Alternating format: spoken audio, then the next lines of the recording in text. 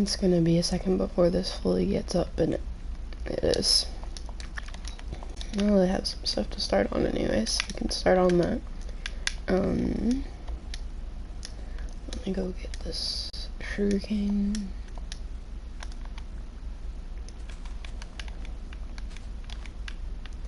I'm going to need more of the green dye, so I need to collect these cacti.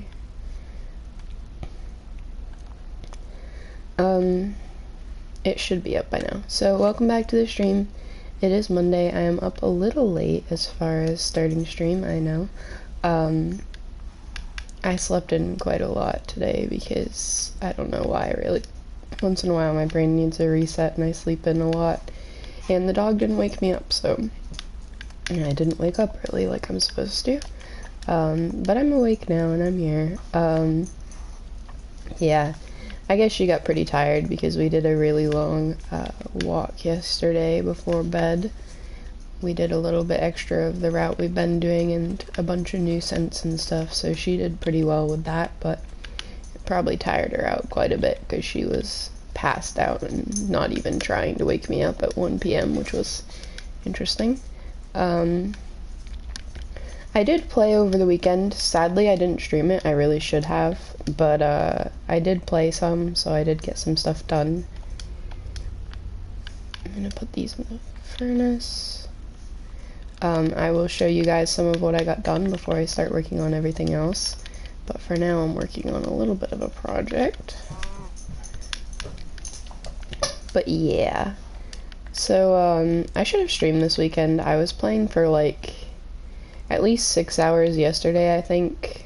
I didn't play much on Saturday. I played a little bit Saturday night, but Saturday was busy, so I just like got on for a tiny bit at night to show him a couple things and then ended up playing for a little bit. But yesterday I played quite a bit because he left for most of the day, so I just played Minecraft for most of it, which wasn't that bad. A bunch of books. I'm going to use all of the sugarcane that we have to make paper.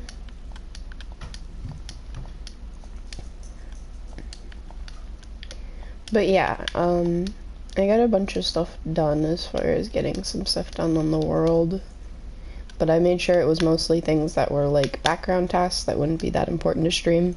I mean, a couple of them would have been. My voice is nice today. 1 second.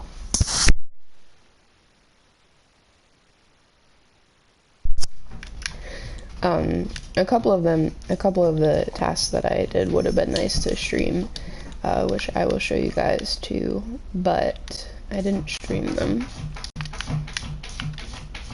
Cat in the background. Let's make some paper. Let's make some books. Alright, that's the total amount that we can make right now. But yeah, so before I start working on the book stuff, I'm going to show you guys what got done while I was, not streaming and playing offline. I'm actually going to add to one of my projects as well a little bit. So as you might be able to see over there, there's some torches. Over here it pretty much looks the same from anyone that's kind of used to the world. It's pretty much the same. It is just trees, like it was. The thing is I took out all of those trees because I needed the wood and I wanted to have a platform to do some farming of other trees on, which is what I did for a while. I bone mealed a bunch of different types of trees on it and broke them down and over again. So I took them all out originally and then I flattened it out a little bit. It was a bit more of a hill in here and stuff. I flattened it out some, filled it in some. I fixed some of over there as well as far as flattening and filling in and stuff. And then I replanted all of the oak, which ended up actually spawning a bee's nest as well. So we have a bee's nest in here somewhere. And then I started bone mealing the ground. I didn't fully finish. Where's the bee's nest? It's somewhere over here. Right there. So a bee's nest also spawned. And the other thing that I did was I made this island over here into a birch island, so that if we ever need birch wood, we have some. So there's quite a few birch saplings, at least a stack of birch saplings planted across this little chunk here.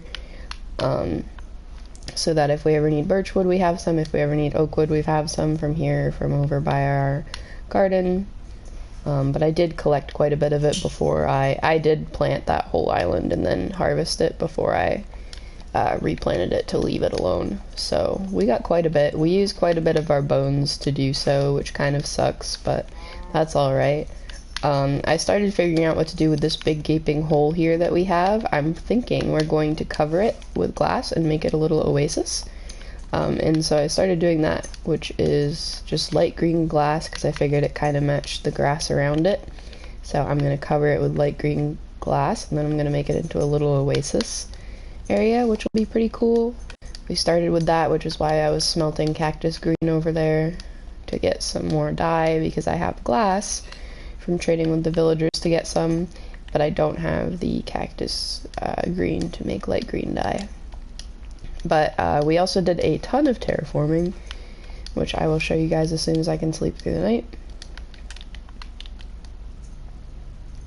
Because of the fact that I was trying to refrain from doing big projects that needed to be documented, I did a lot of terraforming. So I did a bunch of messing with terraforming over there by the village. I did a bunch of messing with terraforming over there. The biggest thing I did for terraforming, if you guys remember, this right here was a gaping wide hole of a cavern that I kept saying I wanted to cover up, but I didn't have the time to or effort to. Well, I did. So it still has that, but for the most part I filled in this.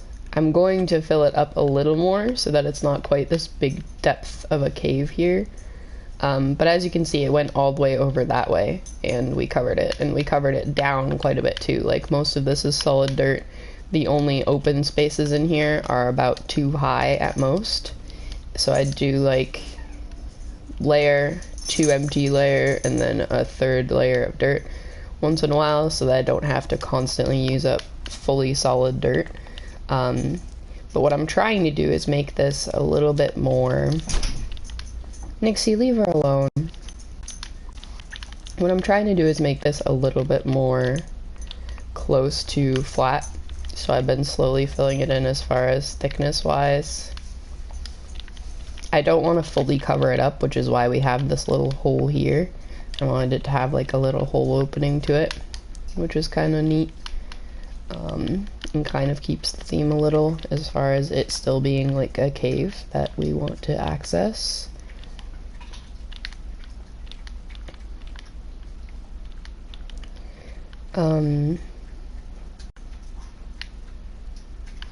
Yeah. So I'm gonna fill this in a little bit more real quick while I'm talking. To do a lot of this, I had to take a ton of dirt from up on the mountain here behind our house, which I did. I didn't actually make it look bad, and I actually ended up making a space where I can do a build because of the fact that I had to take so much dirt, which is nice. Nixie, leave her alone. Hey, no. One sec.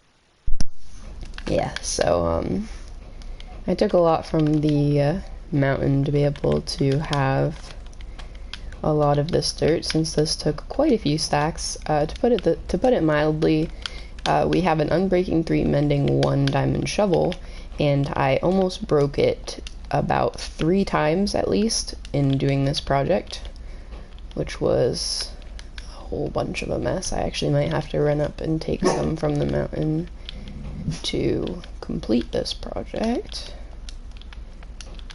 but I'm not sure. Nixie, stop.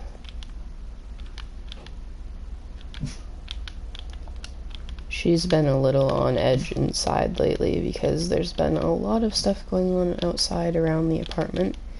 There's been a lot of people that have had noises going on and stuff, and it sets her off quite easily. Yeah, I ran out of dirt, so I'll grab some more from our chest. And then I will show you guys some more of the terraforming, and I'm losing my voice so weirdly today.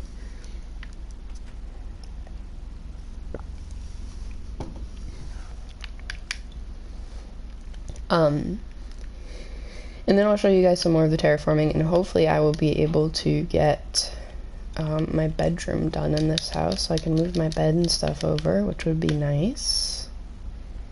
I've been waiting to get I can also show you guys what I got for supplies as well. I've been waiting to get a mangrove sapling again, because I used my last one trying to show him about mangroves and how those work, because he didn't know. And I haven't gotten another trade for one yet. So some of the stuff we collected was wood. We have a bunch of oak wood, almost a full double chest. We got quite a few stacks of birch. We haven't gotten any more spruce. We did get quite a few stacks more of dark oak since I've been using it. I got some acacia to add to the collection since we only had a tiny bit. I don't really want to use it right now, but I got a little bit more mangrove wood, and then I got a bunch more jungle wood, and that's kind of all the supplies that I got, because most of the other ones I traded off. As you could see by our leather chest when I was grabbing that, we do have quite a bit of leather. I've gotten quite a bit of bones, but I've also used quite a bit of them, so there's not much to show for progress of it. We got quite a bit of dirt, but we ended up using most of it, so that's why it's kind of a net neutral. We did add to the chest a little since we're on our last chest worth of dirt, which is why I'm fine with taking from it right now. But for the most part, I tried to make sure that what I used on these projects was taken from somewhere else instead of taken from our chests. So that meant that I did a lot of travel to use dirt. Like, the majority of the beginning of this project came from the terraforming I did over in that forest I showed you guys. And over in that area in general, because I was doing a lot of terraforming over there. And then a decent amount came from the mountain up above here, and some came from over by the village, and some came from trying to make sure I terraform this decently, and some came from different hills and valleys and stuff that I found that I wanted to mess with and change. There we go. We can leave that torch there since we'll probably fill in around it anyways.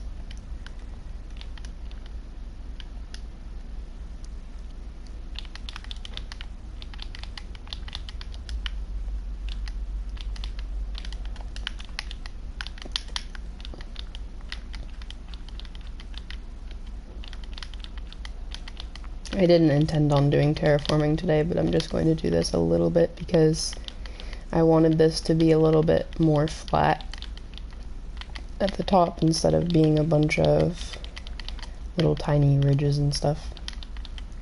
But today is Mental Health Day, so everyone is welcome to talk about anything, including mental health chats or events or asking for advice or anything like that.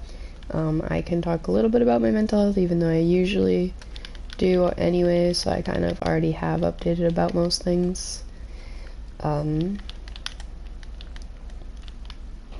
Yeah, I can also update about the weekend. So during the weekend, Saturday was pretty busy and long. I went to the junkyard for a while. Oh, and I have sad news as well. I went to the junkyard for a while with my partner and my dad because we were looking for some parts for my partner's rig, and we were hoping to get these bumpers that I wanted for my vehicle that I had spotted in the junkyard a few weeks or a couple months ago that I really wanted, but I didn't have the money for, or I did have the money for at the time, but my dad was trying to convince me not to get them. And then by the time I did have the money again, because I had to use it for bills and things, by the time I did have the money again, there were a couple of things that my partner wanted from the junkyard too, so he wanted to come along, so we were just trying to find a day where it worked for both of us to be able to go, and trying to scrounge together the money for some stuff. So, and then we took my dad along because we had to bring Nixie to my dad's anyways to let her out back in the fenced-in yard, because even though it was cold out, she's pretty okay with the cold, and it was supposed to be a really quick trip. Which is where the sad news comes from. Nixie's fine. But yeah, so we put her out back at my dad's, and then we picked my dad up and went to the junkyard, and I got new bumpers. He got a tailgate for his truck. I got a couple miscellaneous things I found, like a steering wheel cover and a couple things. I was picking around with a bunch of different cars and just looking around. The original tailgate that we had seen that he had wanted ended up being crushed, but we did luckily find one that was in even better condition, so we got that. And it was really good. We got like $300 worth of stuff, at least. $300 worth of just parts, and then probably an extra couple hundred off of the extra miscellaneous stuff we grabbed. For $150 was all they asked for, since most of it wasn't in inventory, so they were just taking offers. Which is why I wanted the bumpers, because when I originally asked about them, the guy was willing to take $50 a piece, which is really cheap for the bumpers, for the bumper style that they are. So that's why I wanted them. Because eventually I do want aftermarket bumpers for my rig, but that's something that's, that's something that's well down the road, as far as it'll definitely be a ways away before I have the money to get aftermarket bumpers. So I could not do that. I think we're gonna place a couple little extra inside pieces like this.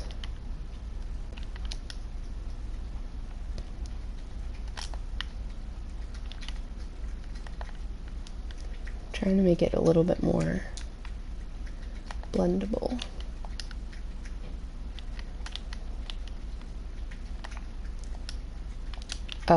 So yeah, so we spent quite a while at the junkyard, but of course while we were at the junkyard, my dad got a not so nice call from my Nana, who was watching the dogs at home, or, well, was at home at his house while the dogs were out back, so she wasn't really watching them, they were just out back on their own playing around.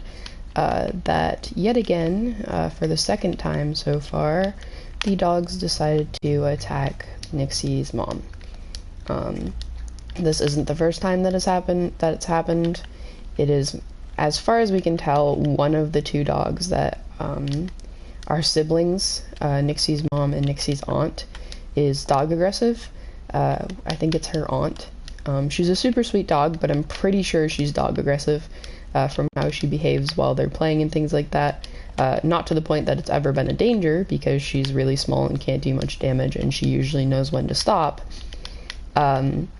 But because she's dog aggressive, it means that she starts the fight, and then the puppies join in because they think that it's just playtime, not that it's actually a fight, and they get excited and join in. The problem with that is that the puppies are very strong and they have very sharp teeth, and they are not a good match to be roughhousing with their mother and their aunt, because their mother and their aunt are much smaller dogs that have much weaker of skin and much weaker of teeth.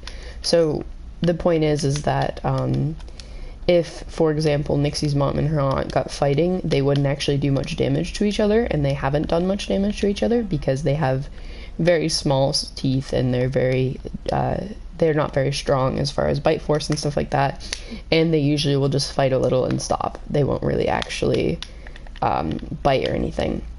So the problem is that things like Nixie's sister get involved, and Nixie's sister has very sharp teeth, and she thinks it's playtime, and she's very strong. Same thing with Nixie, although even though Nixie was there, I don't think she did get involved, because she has been involved or around them when they start scuffling, and she usually will try to like separate them instead of actually try to go after her mom.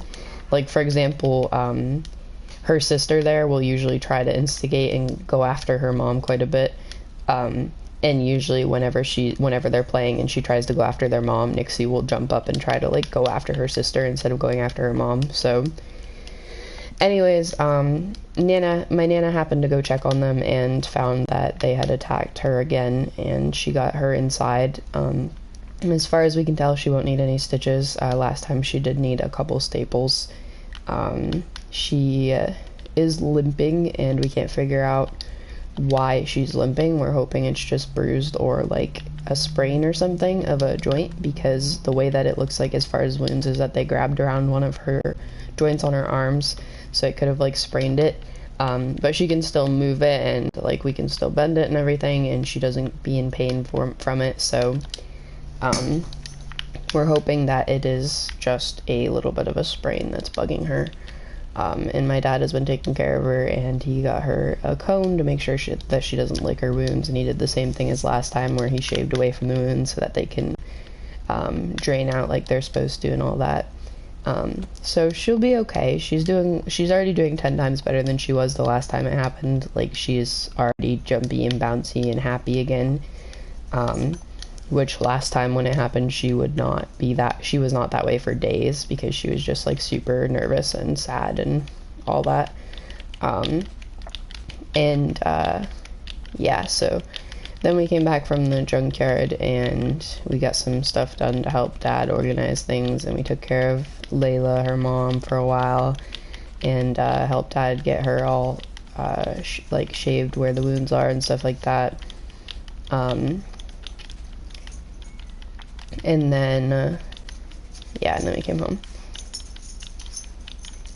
Yeah, I tried to tell him to get the donut style instead of the cone, but she doesn't really mind the cone, and they didn't have any donut ones locally, sadly. And he was just trying to grab something that would last for the start of it all. But as far as putting the dogs together, so what Dad did was keep them separated at first. So the first time he brought her to the vet and everything, this time he hasn't brought her to the vet yet because it was really expensive last time and he can't afford it. And because he knows the routine from the vet, what the vet did is stuff that he can do at home, essentially. Hey, leave the cat alone. Get up here now. Get up and lay down. Because last time when he took her to the vet, all the vet did was shave around the wounds so that they can drain, and explain that to him. Put a staple in a couple that were particularly big, which there aren't ones that are that big this time, and give her preemptive antibiotics to try to make sure that it doesn't get infected. But he's going to monitor it and make sure it doesn't get infected, and if it does, he will get her for antibiotics right away. So we didn't bring her to the vet this time because it was like $600 for them to just do those few quick steps, and he doesn't have $600, obviously, to do again. But he kept them separated up. Nixie, stop biting my feet. Please and thank you. My feet are not toys. When he was initially separating them after the incident last time, he was just letting Layla go out front to go to the bathroom because she needed to be monitored because she wasn't supposed to like jump and stuff like that, so she didn't rip the staples. So he'd bring her out front and he'd let the other dogs go out back to go to the bathroom like normal. But jeez, I don't remember what I was saying. But the dogs were leaving her alone when they were inside, and they were all like behaving fine and everything. And then once he started bringing them all out front to see how they worked together, they were fine and they weren't going after each other. And Layla was wanting to go back out with them out back once she was healed up, so he just let them all go out back again, and they've been monitoring them, and they haven't had an incident like that again, and this has been quite a few weeks, and there's nothing been happening anything like that. So that's why they were... I'm gonna kill this.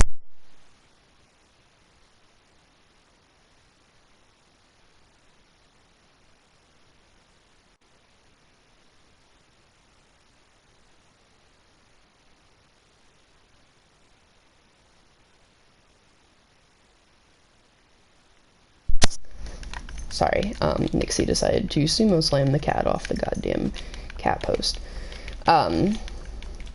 So yeah, so it had been weeks, and they had been behaving really well, and they were well monitored and everything. And I had thought of putting the Tiva and Layla, the older dogs, inside before we left because I thought they might get cold, but I didn't think they would fight. I just thought they might get cold because it's cold out and the puppies handle cold better. But I didn't mention it because I was like, oh, we'll only be gone for a short bit. And we really weren't gone that long either. And we've had them all together out back too multiple times. Nixie has added to the group and no one has attacked anyone. So I don't know what sparks it. Dad's going to keep cameras out there so that he can monitor their behavior and make sure to stop it before something happens again. And figure out like what's causing the behavior that's causing aggression. Because they don't want to rehome one of the two sisters since they both are bonded, and they don't want to rehome obviously Nixie's sister because she isn't actually instigating anything. She's just kind of going along with it and thinking that it's playtime, which she does need to be trained out of obviously, but it's not her fault that it happened.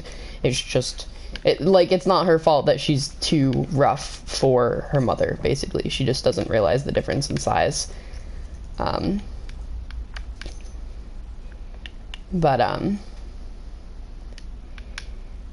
But yeah, so they're going to monitor it pretty heavily and make sure that she gets better and make sure that they figure out what the solution will be as far as what causes what. But she'll be all right as far as what we can tell, and I've been getting updates about her from Dad. Nixie, get off of the cat now. If the cat is on her post, she doesn't want you to bother her. Stop it. Stop it. Leave her alone. Leave her alone. She's attacking you when you're up there because you're bothering her, not because she wants to play. No. Couch. Don't give me that look. Couch. Couch. Lay down. Yes, stay. Thank you. But yeah, they're monitoring her to make sure that she'll be okay, and I'm keeping myself updated on her and everything, so she'll be alright. She's doing much better than she was. And I was checking on the wounds and everything, and there's not nearly as bad of wounds as there was last time, and not as many. So she should be able to heal pretty quickly and pretty alright. The last time she had a cone on, she was kind of hilarious. We called her Satellite Dish, because she has like no depth perception with it, so she just kind of like kept bonking into things. But she doesn't mind the cone, and she's super good, and she's getting lots of extra treats and extra love and everything to make sure that she's okay. The only worry is food-wise. She hasn't been eating as much, which she's been eating. She's been eating and drinking, she just hasn't been eating as much. So Dad's keeping an eye on that, and if she does keep her appetite down for like the rest of today, since it happened on Saturday, so it's been a day of eating less, so if she eats less today as well, he's going to bring her into the vet to make sure that everything's alright. Even though she is eating, he just wants to be overprotective about it. So yeah, so that's what's going on with that. And then on what day was it? And then on Sunday, my partner left for the day, so I just ended up home alone for most of the day, and I don't know, I just did random stuff. I just played a bunch of Minecraft, honestly. And then I was supposed to do a tarot reading for my mom, but I haven't gotten that far yet, as far as having the energy to. And then, yeah, that was basically what happened. I don't know what else. Nixie's doing alright as far as her training and stuff. He keeps getting really irritated because she doesn't listen to him. So, the deal was, between me and my partner, that, he was supposed to be the one that brings her out most of the time, because I bring her out all day when he's gone for the week.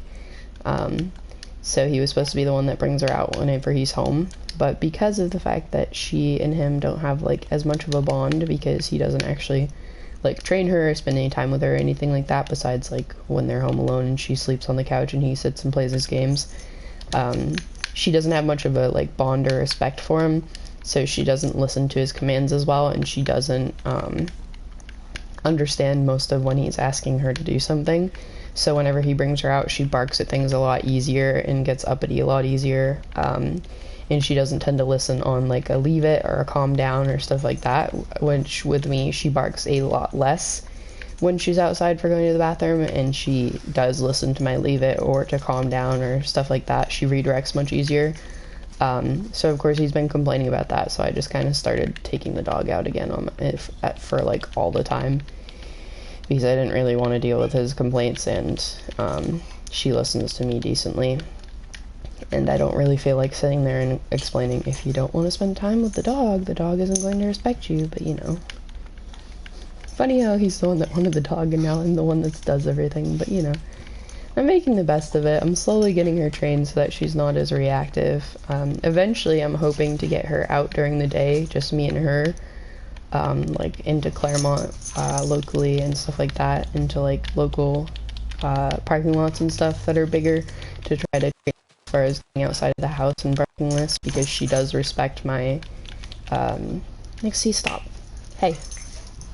She is attacking you when you're up there because she doesn't want you up there, not because she wants to play. Get up here. Lay down. Lay down. She doesn't want to play with you. She's trying to tell you to leave her alone. Thank you. Like, for example, the way that I can best explain it is that because Nixie and I have gotten used to each other, and because we do, like, walks at night and stuff like that, where she's usually most vulnerable because nighttime is scary for her since she can't see as well.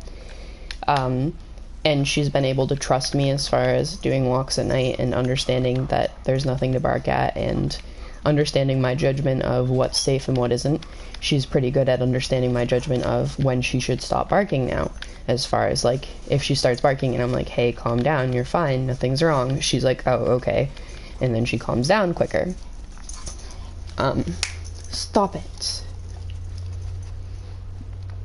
Stop it. Your sister is not a toy. She does not want to play. That is her space. Leave her alone. Don't give me that pitiful look. Come here. So yeah, so because we've been doing walks at night, which was the whole point, was to get her used to the apartment complex and to get her a little better at night, because every time it's even slightly dark, she gets super uppity and really anxious about everything, and like barks a lot easier at any small movement because she can't see as well, so she's a lot more scared of everything. So I was hoping that by taking her out at night and letting her have like positive experiences at night, she's able to feel a little safer and a little less on guard about everything, which it is working. She doesn't bark nearly as much at night in general, especially for me. She does like respect me a lot more, and her and I get along a lot better as far as her listening to my commands. Obviously she doesn't listen to me about the cat, but you know, that's besides the point. So anyway, so I've been taking her out a lot more instead when he's home, because I just don't feel like him complaining and her barking at people all the time. And we progressed a little bit in her training as far as, Nixie, stop. Leave her alone and leave her cat post alone. She is not your personal toy.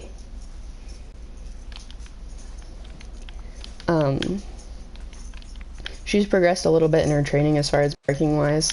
Like the other night, I went out with her and she started barking at our neighbor, because our neighbor has one of those like electric wheelchairs for elderly people, because he can't walk very well, so he uses one of his wheelchairs when he's out and about in the parking lot and stuff, and that spooks her because she doesn't know what it is. Same thing with like how she gets spooked about motorcycles. So she was barking because of the wheelchair more so than because of the person. So because she was barking only a small bit and wasn't fully at her threshold of overwhelmed and stressed, what I did, instead of just immediately bringing her inside like we used to, was work her through it, like tell her to calm down and leave it and that she's all right, and get her to go say hi to him, because he's fine with her saying hi, he likes dogs. So we got her to go say hi to him, and she sniffed and licked his hand and understood that he was an actual person and not like a creepy robot like she seems to think, and that sort of thing. And of course he got irritated because he's like, she's barking, you're supposed to bring her inside. I'm like, once it gets past the point of her, so basically once it gets past the point of her hitting threshold over everything, like her going 0 to 100 over everything, you have to kind of work her through barking instead of just getting her away from it. Because what happens when you take her and remove her from the situation every time she barks is teach her, if she barks, she can get removed from the situation. So she uses it as a, hey, get me out of here, which is fine in cases where she's actually stressed or in danger, but in cases where she's perfectly safe, she needs to learn that she doesn't have to bark, and that barking won't get her immediately removed from the situation. She has to learn how to kind of process it on her own and learn how to deal with it, which is one of the things that the trainer was trying to do originally, but she wasn't at the point where she was not hitting threshold all the time, so we had to kind of find a different way to work through it until then. But because she's at the better point now, I'm rambling a lot, but because she's at the better point now, she's able to work through it, which is what I did, which is what started this whole argument, because he's like, she never does that for me, she just barks 0 to 100, 0 to 100 all the time, and I'm like, yeah, because of, like, all these other things going on, and the fact that you don't spend time with her. But she's doing much better. She definitely did good with that situation. What is there's an item that looks like an empty bookshelf. I can't remember what it is. It's one of the these block style things. This one. Loom. Okay, I need string. But yeah, so she's doing much better, and she's learning over time. It's just taking time, and that's something that's a little hard with trying to be patient with. Let me make a few looms for decorating. And then as far as mental health updates and things, I don't have that much of updates for me personally. They upped my meds last week, as you guys know. It seems to be helping a little. I don't really know how to gauge what's helping and what isn't anymore, so it's kind of hard to gauge that. What? Bed. What color is my bed down there? I think it's purple, so I'll make a second purple bed.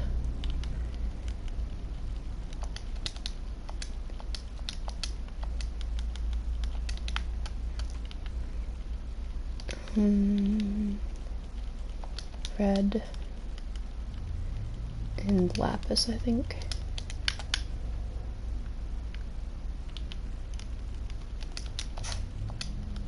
There's not much else going on as far as updates for like life and at home stuff. I keep getting distracted, so I keep half paying attention to what I'm doing. Do this. Hey, welcome back to the stream. How are you doing today? I really do wish I did stream the other day when I was playing, because it would have been a really long stream and that would have been kind of nice to do. Now, which room's going to be a bedroom is the question. One of these four is going to be my bedroom, and I don't know which one. I don't really want the open window. Three. One of these 3 rooms. Understandable. That's how I am all the time.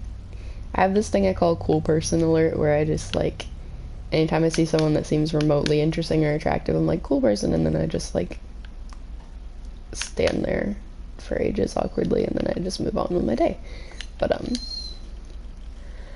I'm thinking probably this room, honestly. I like the big window. I think this will be a bedroom. So what I'm thinking is I'm gonna make a bedstand similar to my bedstand in real life, where I have, will silk touch work like this? It will. Oh, come on. I want the empty bookshelf. Look. Like that. Yeah, where I have it like this, and then I, place beds.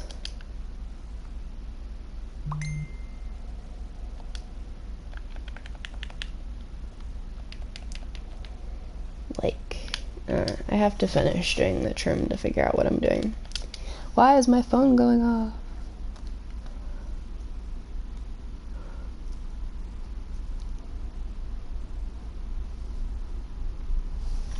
Oh yeah, this week is Thanksgiving. Yuck. Well, it's nice that you get to talk to him, but Yeah, I get your point. I get your point of like being shy about it, because that's definitely how I am with like any person that's interesting. Let's take this. What I wanted to do was, I was coming down for something. I think I was just coming down for the bed. I hope I was just coming down for the bed.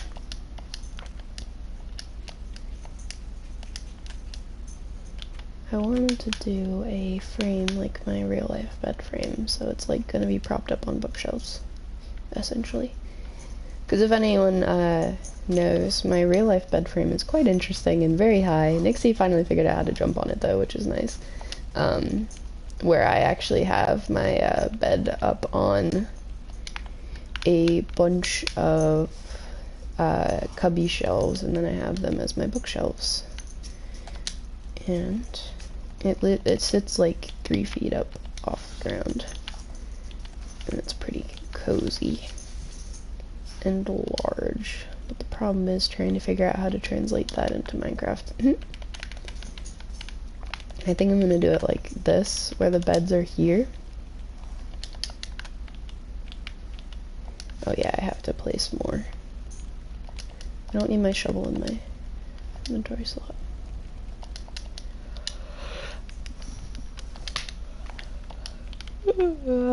Big tired. Take these back out. And then do like this. You know, it sort of fits the theme of how my bed is in real life, and I think I can still reach it. And what I can probably do is leave the front ones, or one of the corner ones, down one, so I can get in and out easier. It's my little bookshelf bed. It'd be better if I could do it into the ground, but I don't think I can, because I think there's stuff below this. There is.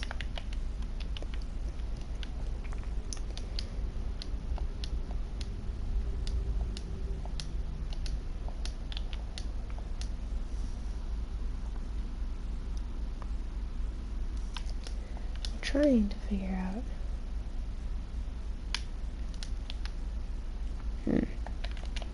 I can probably just take this corner one out, and then we have a way in and out.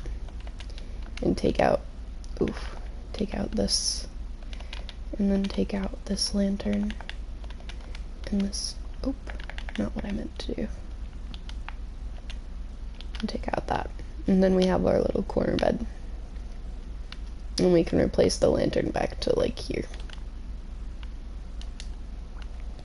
And then we can put like a little nightstand or something here. Yeah, that's my bed. It's a little strange for people that don't know my actual bed, but then we can put like cats down here or dogs down here too, so that they can sleep under the bed. I think it'll be okay. As far as other decorations, I have no clue what I'm doing for this room.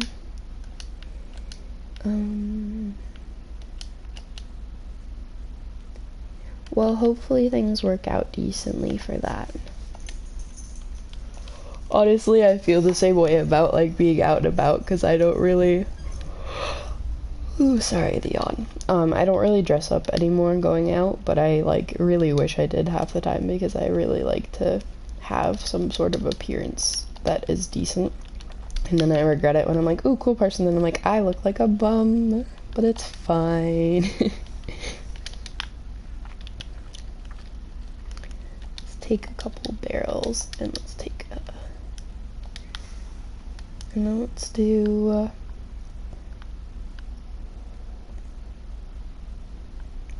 a couple flower pots, terracotta,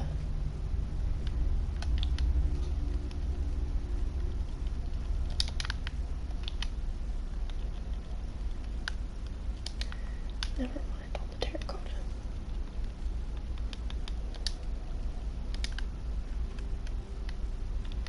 Let's put away the dye. I don't think I need it.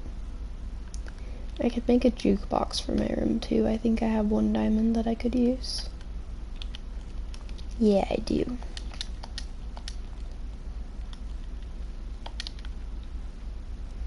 Yeah, that's how the world loves to work, though. Always gotta keep you on your toes as far as being backwards about everything.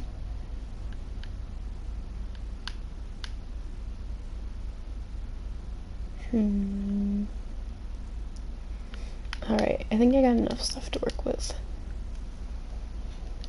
Let's try to sleep in our bed since it's nighttime and see how that works.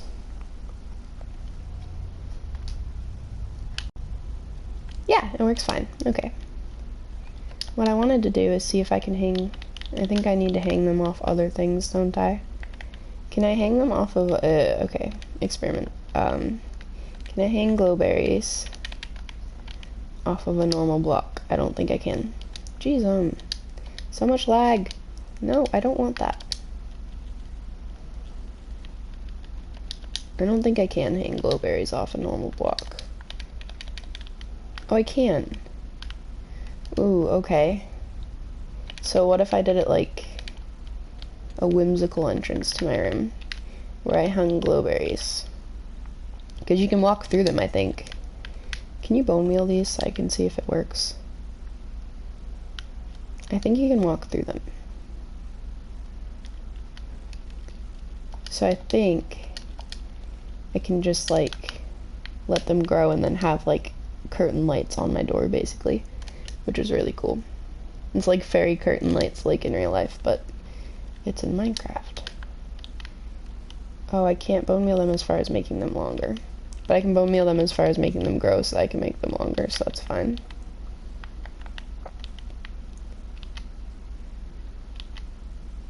How do I make them be longer? I think they'll grow the last bit on their own, hopefully. Theoretically. Yeah, because then we'd have cool little... Let's see if I can do a little more bone meal to that. And then I can see how that affects the lighting of the room too when it's nighttime. Because those will give off some light.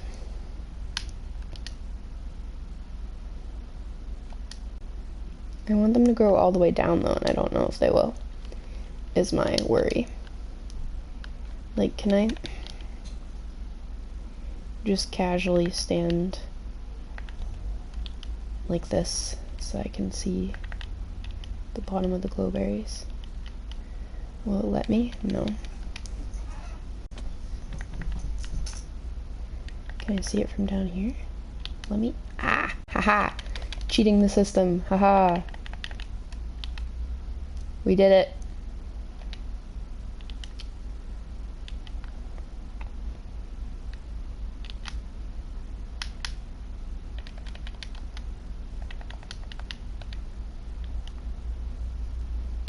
There we go. Okay.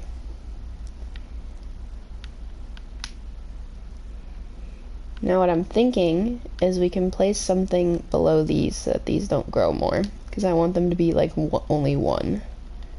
I want them to be only one, I think, of these ones. And I think I want ones in the corner too, but I can't do that without placing another block, so I'm going to leave it.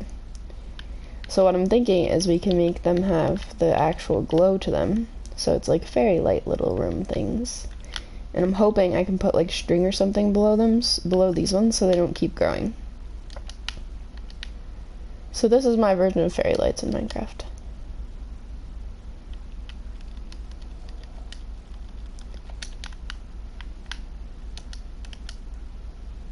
I'm hoping I can just place string below them so they don't keep growing.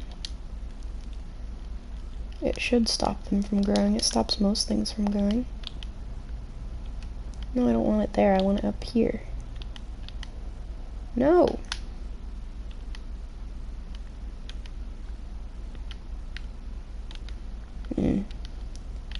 Well, I guess we'll leave them like that, and we can probably make little, like, bookshelves or something. Some sort of blocks, so that they don't grow further down.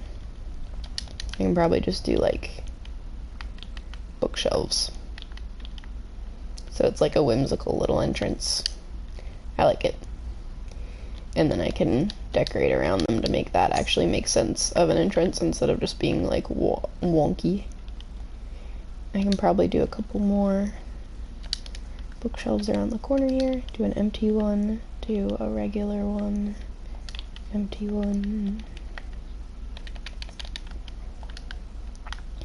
Oops. I shouldn't have broken that with my axe.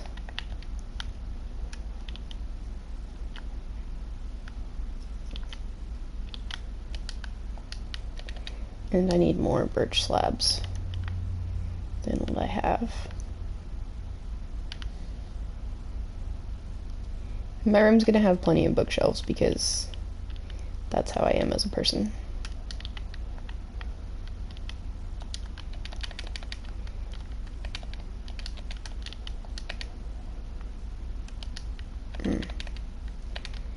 Problem. I want to place a... There we go. I was trying to place a loom facing the correct way.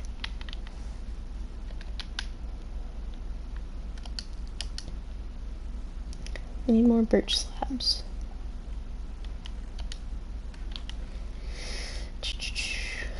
I get really super hyper focused on getting things done when I'm in build mode. Apologies for just being kind of like this about the build the whole time. But that's kind of how my brain focuses things in when I'm doing something involving a project. I can put a crafting table in with the bookshelves. Like in here probably. Yeah. And I can put a couple barrels mixed in too as storage. Like in here. And in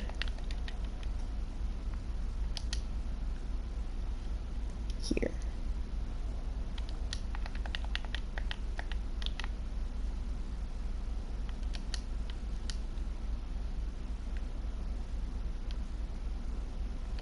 Probably not there actually, because I want it to look like it blends in. So I probably have to put it like here where it's covered on both sides.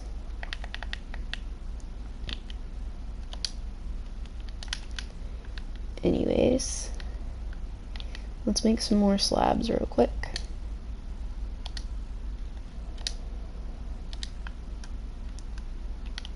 To fill that in. And we'll probably do it across here just to match. So we have a nice little bookshelf set up for our room. Now what? We have a bed. We have a bookshelf set up. We could do a desk across here. We need some... I should have more of these. Of what I need. Yeah, I do. I was gonna say, I don't want to waste all my time if I have more of them anyways.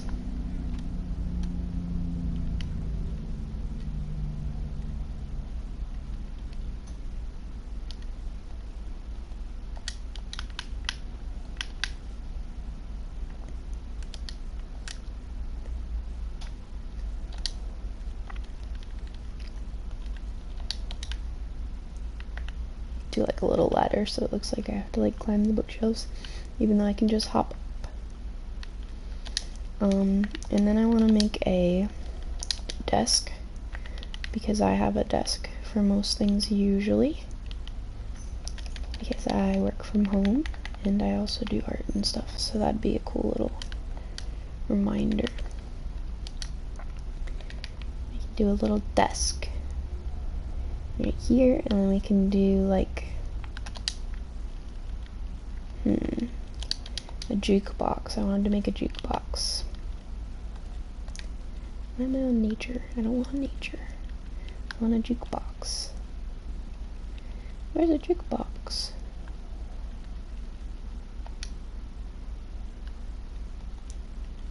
Jukebox. Right here. Where do I place it? Probably like right here. Yeah. We have a nice little jukebox to listen to some tunes, because I like music. We can place a flower pot here. We can place an item frame on our desk too. And we can place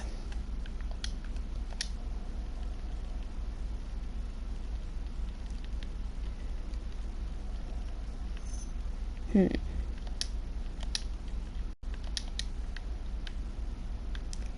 am I thinking? I can place a couple end pieces to this. Like this, to cover up the bookshelves. I think I'll do it here too. But I need to make a couple more.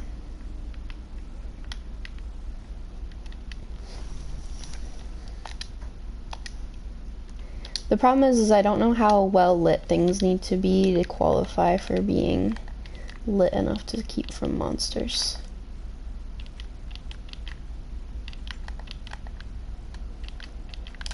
There we go. Now we have a cute little bookshelf cover there.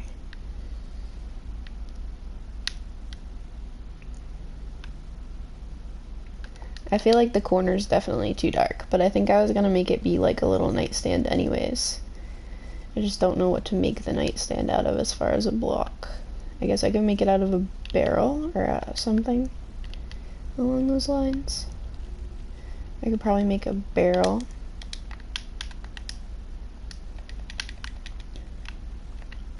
Be my little corner nightstand here, and then I can place a lantern on top of it so that we have better lighting in here. There we go. Yeah, there's our little nightstand.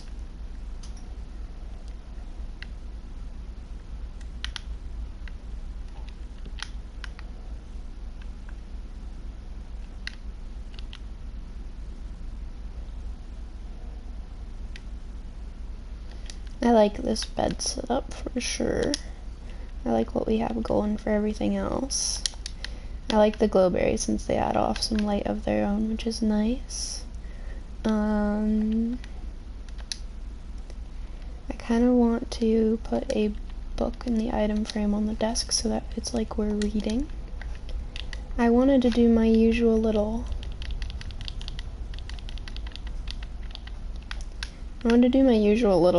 plant pot idea, but I don't have room for it.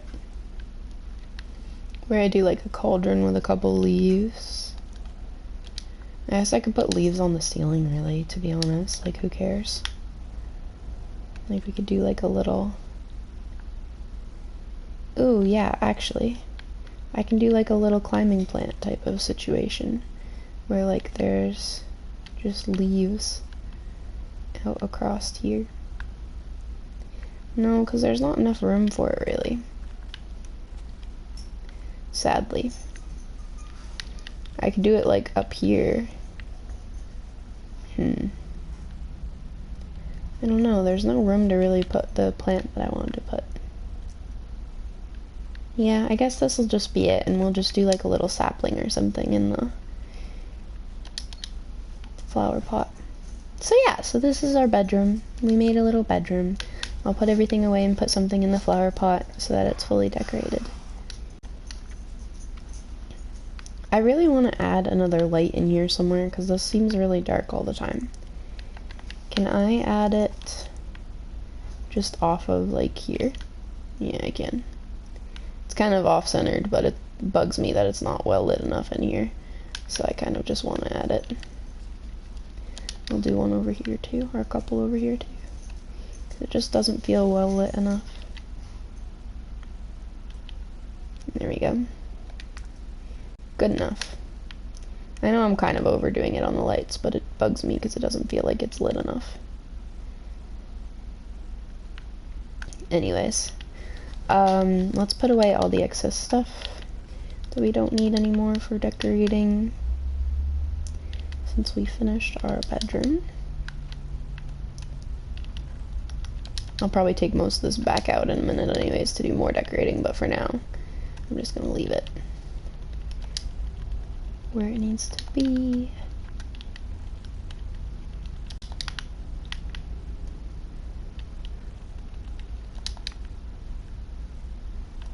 I was gonna do some paintings in the room as well. What sapling do I want? I'm thinking Jungle or dark oak? Probably jungle. I like the height of the jungle ones. They're cute. Okay.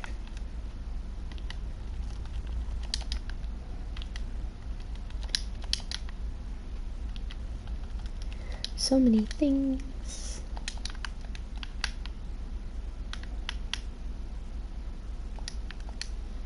I need some... Where's my dark oak? I need some dark oak fence gates. Do I have any planks? No, it's all logs, so let's make some planks. And let's make some fence gates. Because we have dark oak fences everywhere, but not any fence gates. And it's driving me a little batty trying to do all my roundabouts. So what I'm thinking is I can put a fence gate here. So I can jump this if I want to. I can put a fence gate in the porch, so I can jump this if I want to. Because I have a habit of just jumping off of things instead of taking the actual route to get out. And then I can't really put fencing in here, so... Alright, we'll do it like that. And then put this way.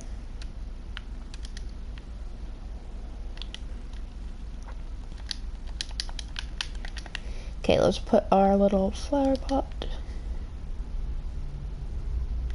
Sapling. There we go. I think it looks nice. And I think I'm going to make a few paintings for the sake of making paintings. And I don't think I have anywhere to really hang them. I guess I could hang a single one above my bed. Or a double one above my bed to match my bed. I liked that sunset one. Yeah, that one. I instinctively broke it. Actually, wait a minute. I like...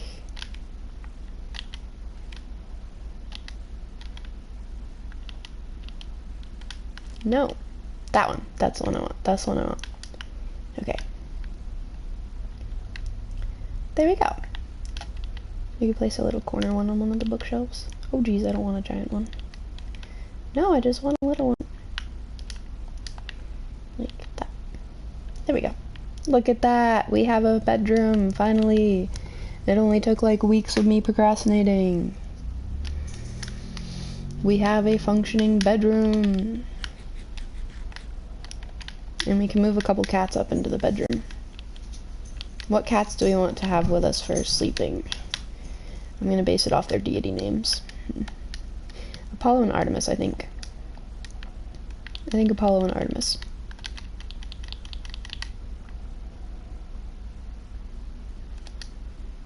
We'll have our little twin cats under the bed.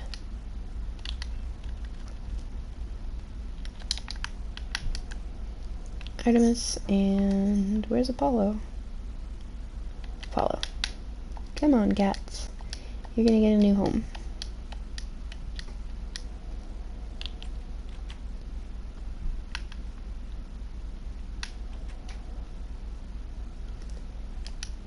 So we have 2 rooms decorated out of the many, many rooms worth of space in this house. Slight progress, I guess. Come on, kitty cats. In here. Right in here. Come here. Come here. I want them to come through the door and then I'll push them where they need to be. Because I can't, like, push them through the door. Oh geez, they want to climb the... Ah! Really? Well, I can push Apollo in the right place at least. Apollo goes right here. Artemis needs to move closer. No, that's not what I wanted to do. You can eat glowberries. Oh, interesting. I just wanted to unsit her. I think I stuck her in there on accident. I think she's stuck. There we go. Unsit her and get her through here. Come here. Come on, Artemis. Makes sense that Artemis would be stubborn. Very much so makes sense. Come on, Artemis. Through here. There you go. Now go this way. Now let me get around behind you so you don't go in the doorway. Nope, not what I meant to do. There we go. Now we've got Artemis and Apollo right there. Chilling out, little buds. We can probably put one over here too if we wanted to. We can put a kitty cat over by the desk maybe. I want them to all have spaces to be. Who will be by the desk?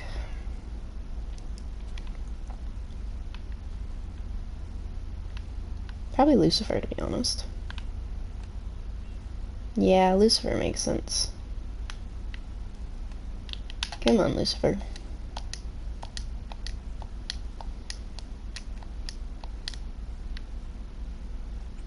Probably one of these rooms is going to end up being like a cat-specific room anyways, with a bunch of weird decorations that make sense for like a cat room. There we go, Lucifer. You can sit right by this desk. Right here. Ta-da! Now we've got some pets in our room and we've got a finished bedroom. Hopefully that'll grow back on its own, because that'll bug me. Let's close this. Alright, so let's make a cat room. Preferably not with an open window, so over here. So I'm thinking we can do it as like little, like make it as like a pet's room maybe. I don't know. I don't know what to do all these rooms as. It's so tiring. Also, I'd be quite a few levels advanced if I, you know, didn't use all my levels on, I like our kitchen. If I didn't have to use all my levels on repairing things all the time. We could probably actually work on outdoor decoration some, I guess, like decorating this, these little gardens a little better and maybe adding another garden space. And we also need to decorate the little tower. I don't know what to do with the tower. Honestly, I might get ambitious and do the tower being a big bookshelf tower. I'd kind of like that.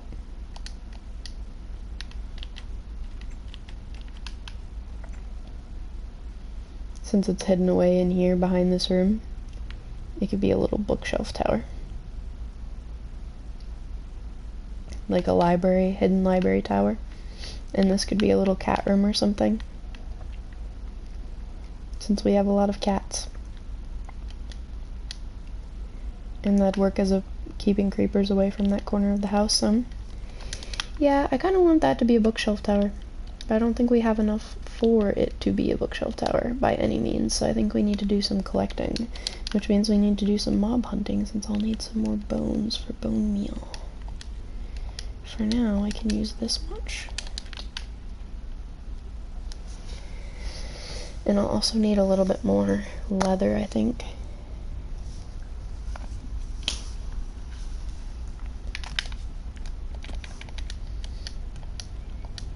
I hope y'all had a good weekend. Just registered that I was talking about the weekend and then asked how everyone else was doing. Megro propagule. I need my freaking... Don't despawn, please, dude. I need that.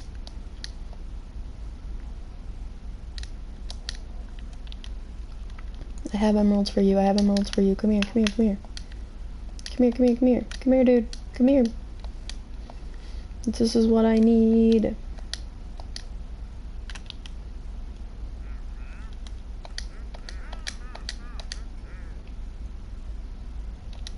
Thank you.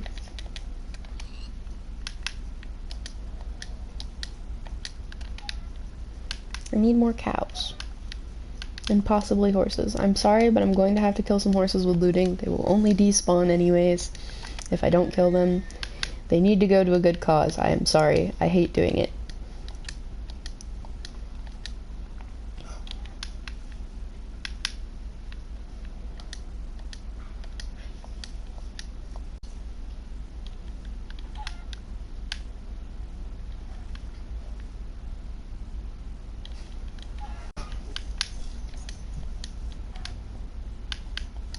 I need to hunt mobs at night. It's not quite close to night though. Hi, puppy dog. I need to go get some bone mealed sugarcane to make more books with.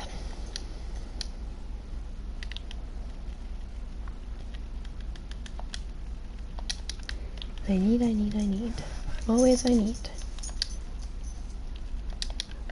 Don't even look at me like that. Don't even think about it. No. No. She like casually walks over the cat and just turns and looks at me like, do I? Do I bother her?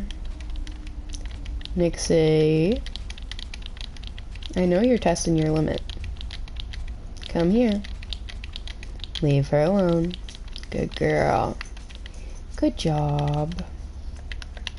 Good job. You good puppy dog. You good puppy dog. Also, my hair is starting to grow back out from when I cut it to my shoulders, and I so badly want to cut it more again. Ugh.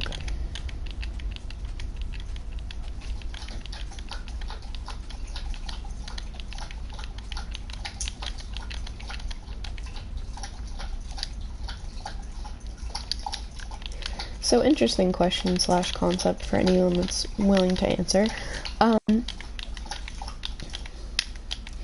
Is it, like, I'm curious if it's just me and my autism, or if it's, like, legitimately just a normal concept or not. And I guess that doesn't help because most of my viewers are mentally ill, and I love you guys. But, like, so, like I mentioned in one of the last streams, my therapist and I were talking about things in, like, relationships and in dating trans people and stuff like that, and discussing how, like, a lot of times when people transition in a relationship, they lose their relationship, and that's, like, or they lose, like, a level of their relationship because of the fact of, like, her explanation was like, well, sometimes you think you can handle things, and then you realize you can't, or sometimes you think you can tolerate things, and you realize you can't, or sometimes you just don't like that person being different, or something like that, which, like, I understand the concept, but it doesn't make sense to me. And I guess the question is like, would anyone, I guess you get, it's hard to word the question, but the question is, like, basically, would someone you love transitioning or, like, changing their gender identity make you love them any differently or any less? And I guess it's super heavy on the kind of philosophy, like, you have to really just theorize because you don't know until you really experience it. But I'm just curious what other people's opinions are on that topic. Because to me, I like a person because of them, so, like, they could transition, they could change, like, anything about how they are physically, they could change, like, just about anything about them, and I'd just be like, okay, like, yeah, it might be an adjustment period because I don't like change, but I would still like them the same because it's still the same person, it's still the same person that I like. So, to me, it's not a concept of, like, so, for example, a lot of straight couples and, like, straight people that I've talked to, especially, and I'm not saying it's just a straight person thing, but most of the people that I talk to about it are straight. So, like, for example, a lot of straight people and straight couples that I've talked to have been like, yeah, if, like, my partner grew out their hair or did this or did that about their appearance, like, I probably wouldn't like them as much because I prefer this or I like this. And, like, I might break up with them or I might not kiss them or, like, stuff like that. And it just doesn't... It seems so surface level to me, and it doesn't make sense, and I'm not trying to, like, nag on people that feel that way, but it doesn't make sense to me because I just see them as aspects of a person, not as the person itself. So if I liked long hair, for example, and my partner cut all their hair off, I'd just be like, oh, cool, it looks good on you, like, still like you, let's move on. Like, what's the, I don't compute what the whole concept is of the argument of why people think that it's such a big deal when their partner transitions or changes their hair or something simple like that that's superficial and just appearance based, and they make that, like, completely about a breakup. But I don't know if that's just me and me being very autistic and not caring about most things, or what. Like, I don't know. Like, for example, the reason that my therapist was trying to stick up for my partner, as far as my partner being, like, adamant about me not having anything to do with gender transition, was like, well, maybe, because I was like, he knew when he got into this relationship that I wasn't, like, cis, and I wasn't female, and I wasn't straight. Like, he knew that, and he still got into this relationship, so I don't know why he gets so upset about it, because it doesn't make sense to me, because he knew what he was getting into.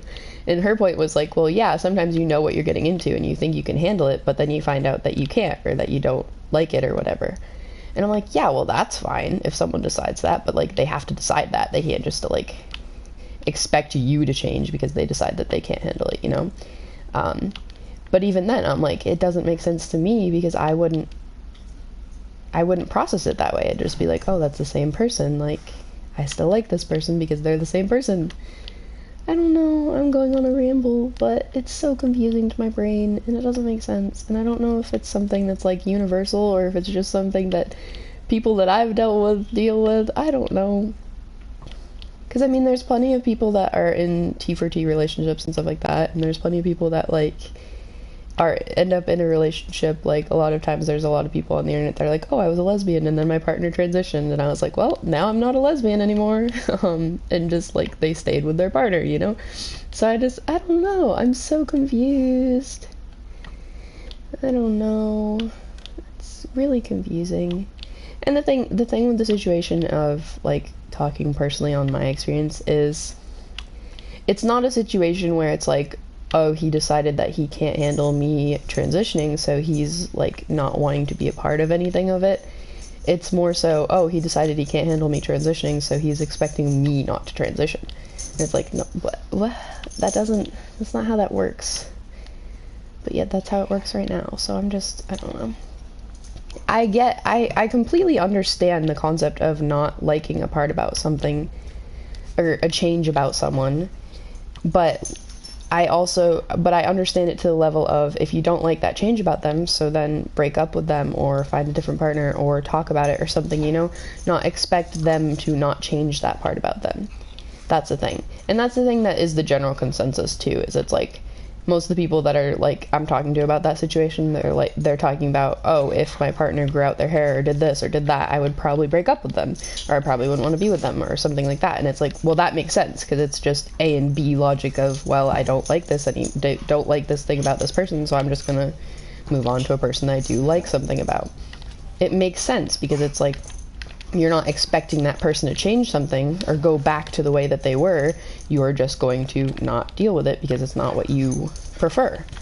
And that's fine. So it's also like, I don't know. I'm talking myself in circles and not actually making sense about the topic. Nixie, I swear to God. Nixie! Leave her alone right now. Also, I got a swiftness potion off of a witch the other day.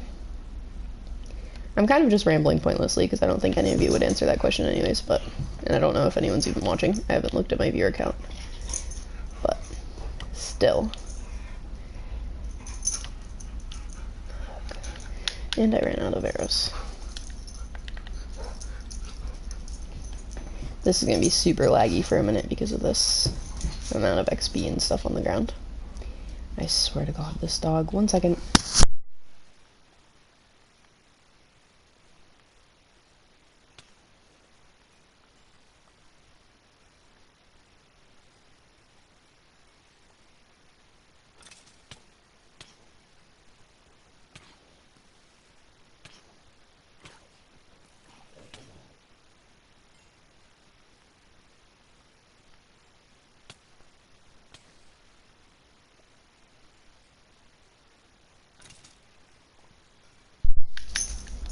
I guess it's a question that I should probably, like, crowdsource more instead of just asking my, like, 1 to 2 random viewers, but I don't know, I'm just curious about it because I don't know how other people process relationships, and I'm also really curious if that's, like, something that's specifically to do with my way of perceiving things as an autistic person, or if it's a general consensus.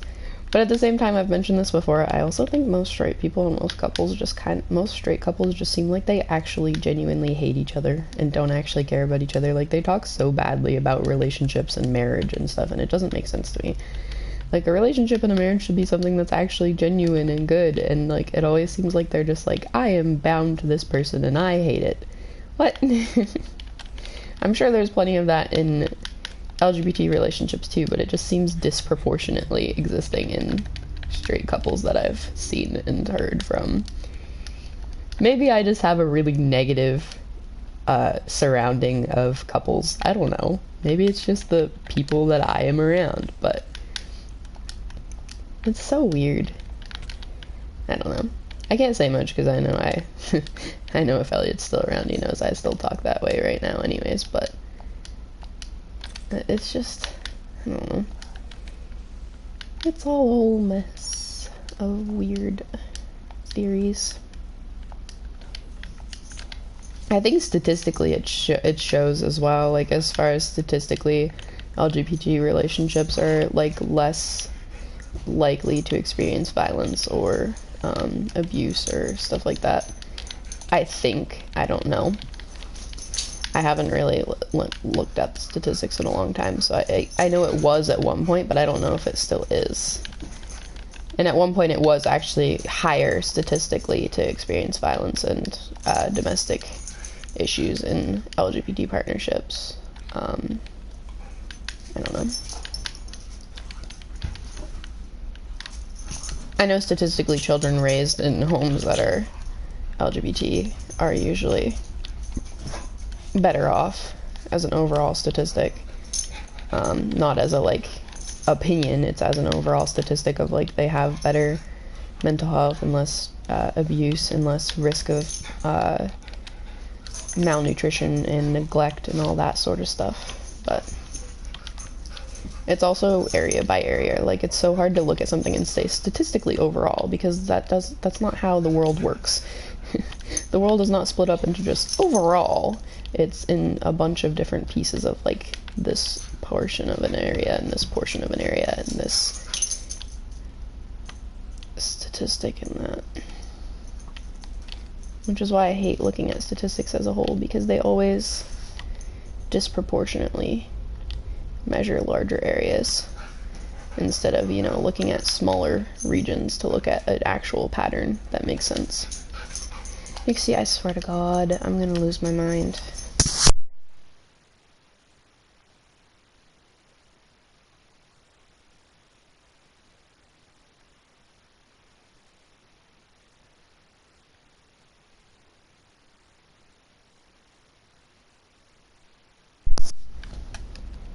I don't mind the dog playing with the cat. Like, I don't mind it, genuinely.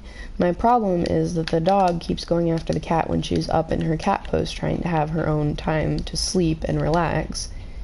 And she doesn't understand the concept of leave her alone when she's up there.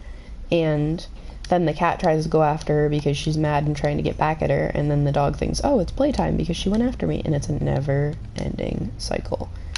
And she doesn't listen to leave it on that case because she has a really high prey drive and play want, so she always is trying to play or go after the cat because she's like prey. She's either thinking of her as a play object, like as a friend to play with, or as a prey item.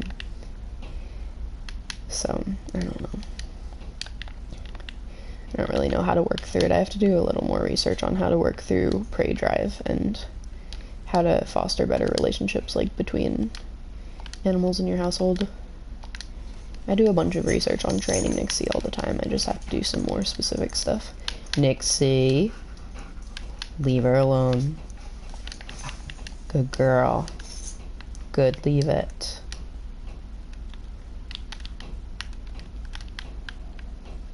Good, leave it. That's better.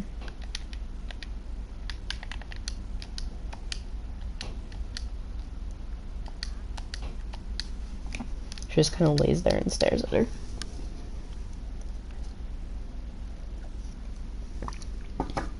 I'm hoping that my medication will in fact help.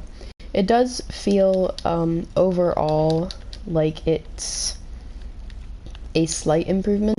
As far as the best way I can explain it is, it's like I have a little less brain fog / what I call brain fizz moments.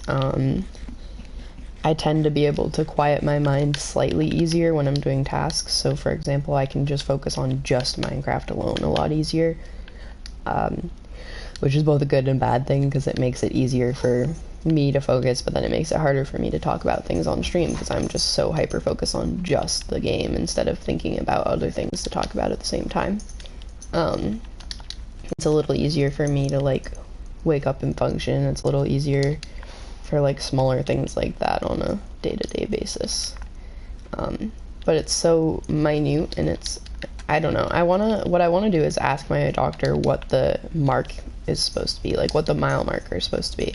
So my point of like, what is the goal with the treatment? Like, am I supposed to feel a certain way? Am I supposed to have a certain level of mental clarity? Is my mind supposed to be quiet? Like, I don't know what a neurotypical person experiences, and I don't know what the goal is in treating it. So it's hard for me to say whether it's going in the right direction or not, since I don't know what the right direction is.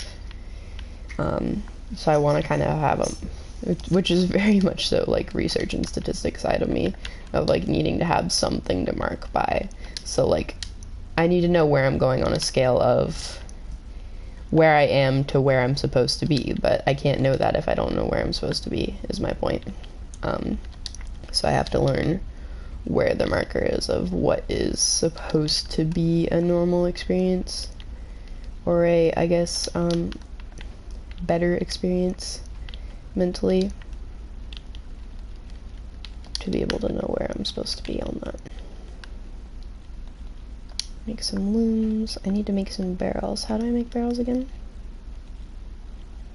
Sticks and slabs. Sticks and stones. What I might, also, I will be streaming a little longer than normal. I'm saying that because it is getting close to when I normally would get off. I will be streaming a little longer than normal today because he's going to be doing some stuff after work. So I have time to be able to do some extra stuff on my own here, which is going to be streaming a little longer and then working on organizing things for,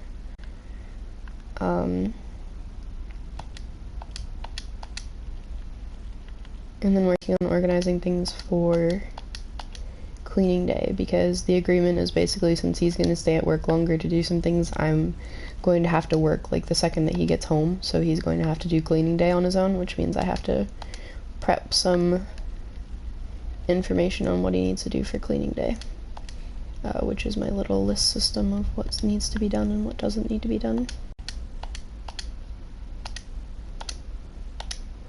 What else do I need?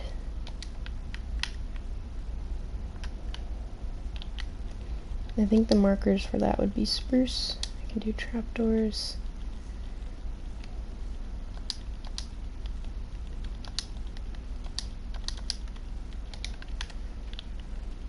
Take a little bit of this. Take a little extra oak wood in case I need it. Take some slab in case I need them. But I don't know for sure if he's doing it because he said he was supposed to. I do have to bring her to go to the bathroom soon, but other than that, I'm going to stay on for a while. I don't know how long. He didn't tell me how long it would take because he's not sure how long it would take, because he wants to paint his new tailgate, so he's trying to do that, which takes some extra time after work since he has the supplies to do it at work, but he has to do it off the clock. So, since they don't want to be paying him for hours that he's doing his own stuff, obviously. So it's a whole mess. What I'm thinking is do a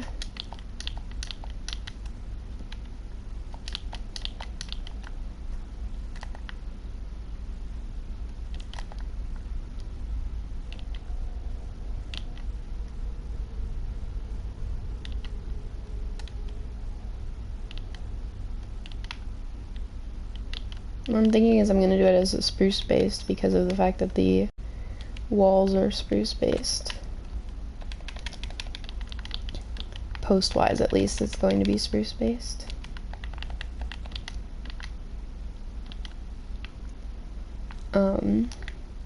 And then I'm going to make a little platform, and this is going to be all book based, so it's going to be like empty shelf, regular shelf, regular shelf, regular shelf, empty shelf, regular shelf, and then just do like regular shelf, and then like add some barrels in as little decorative pieces as well, like throw a barrel in here. Actually, I want to put a second floor as well, so I need to know where I'm going to put that. I'm thinking probably here. Probably right here. And actually make them be facing out, and then make some more slabs if I can.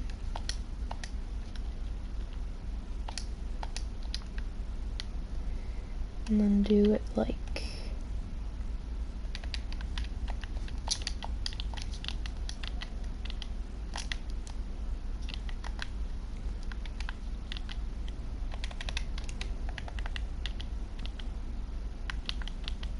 come on, why does it keep facing them outward instead of the way that I'm trying to put them?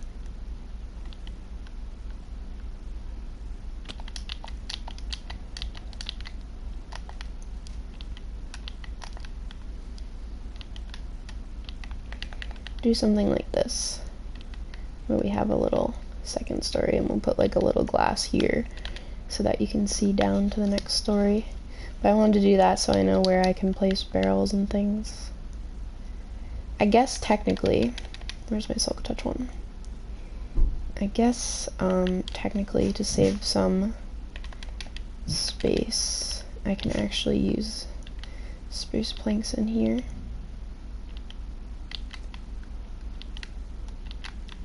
Yeah, so let's finish.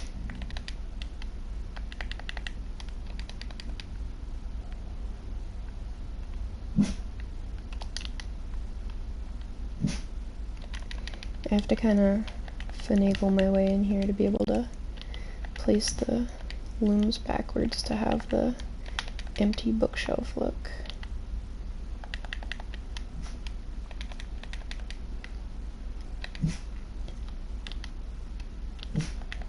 Nixie, hush. Relax.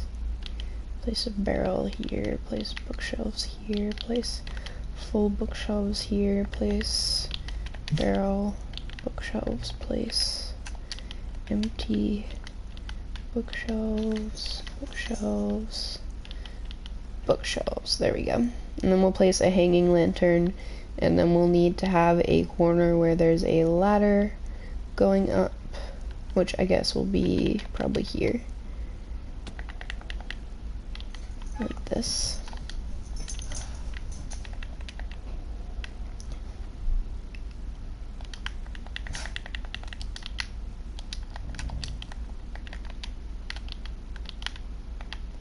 I want to make an entire just empty bookshelf spot. Probably right here near the edge. Because I should, yeah, it'll have empty bookshelves on here. The problem is getting my way up through here to get fully empty bookshelves.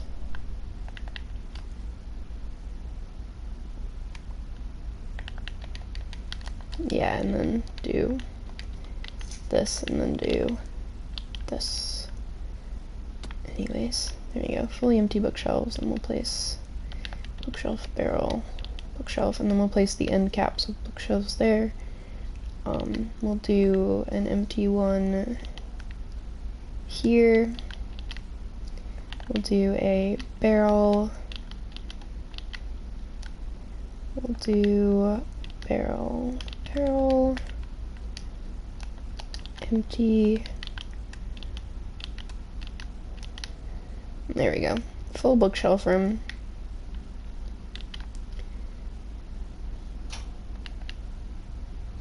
Something like this.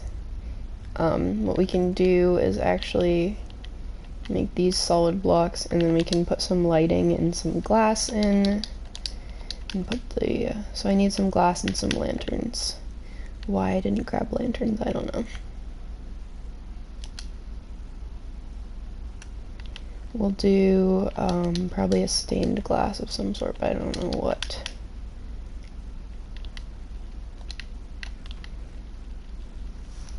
You can just make it a light blue, because why not?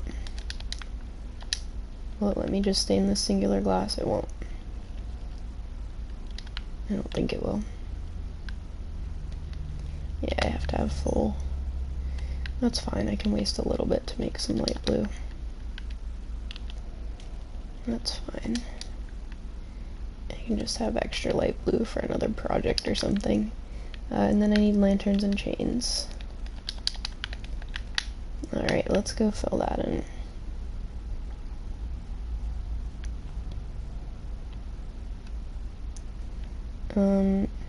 So I want it to be kind of spooky. So let's do like chain, lantern. And let's do the ladders.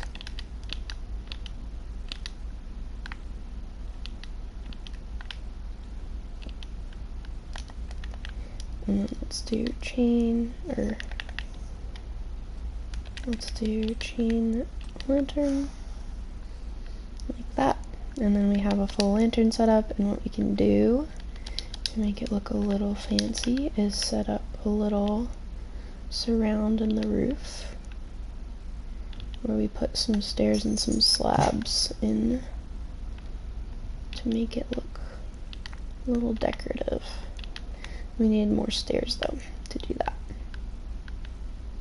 Alright. Can we make some more stairs, or do we need to make it? We can make some more stairs. Alright. There we go. Like this. And then what I'm thinking is we can use Nixie. I'm thinking we can use the trapdoors to make some decorative pieces. Like to cover up the pillars some in the upper section. The bottom section can have the pillars, the upper section will have them all covered and decorated. Because I do like the pillars existing.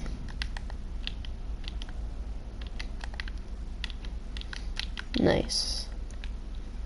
Food is good for you.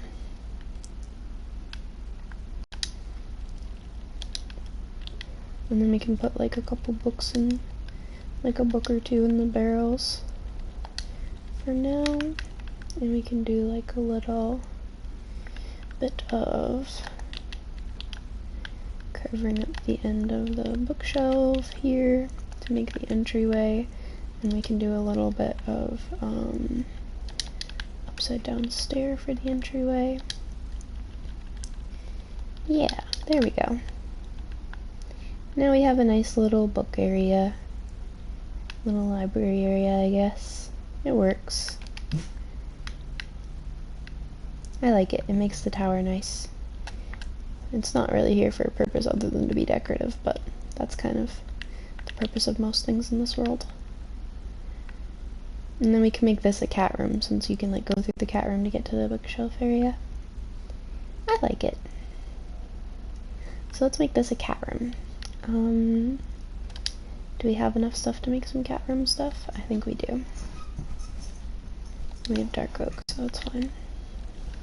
Hi, puppy dog, you're fine. You're definitely fine. I'm telling you, you're alright. What I'm thinking is the cat room could have like little like wall climb pieces. You know how all those people, if you've seen any of it, how like all those people kept making their cats a bunch of different like climb posts in their house, so that they could climb wherever they wanted to. That's kind of my idea with it, is making it into one of those.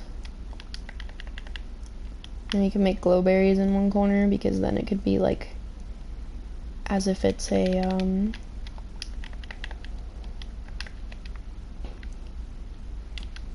little lighted climb area for them.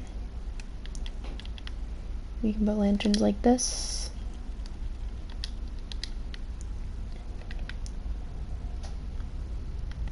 And we can put like a little carpet here for them, and we can put like, I don't know, this is gonna be a cat room and I don't know what to do with it. We'll need some like plants and stuff for it, like cat grass and stuff. I don't think I need any more spruce, so I can put away my spruce stuff. Spruce, spruce, spruce. Spruce. Spruce. That makes a lot of inventory space. And we can put away the glass, I think. And we can get out some wool to make some stuff for the cats. I do need to bring the dog out in a second. Like, immediately actually, but I haven't yet.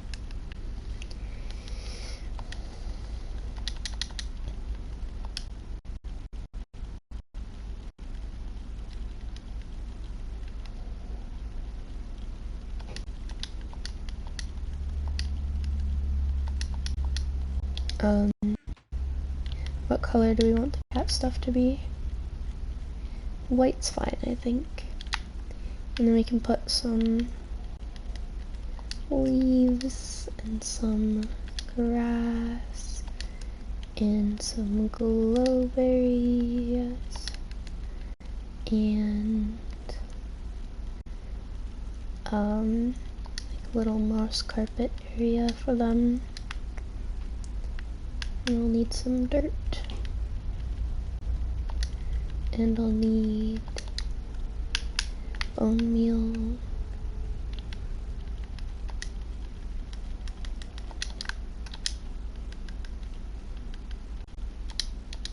Okay, so my concept is one little corner is going to be like grassy and kind of decorated like a bit of a,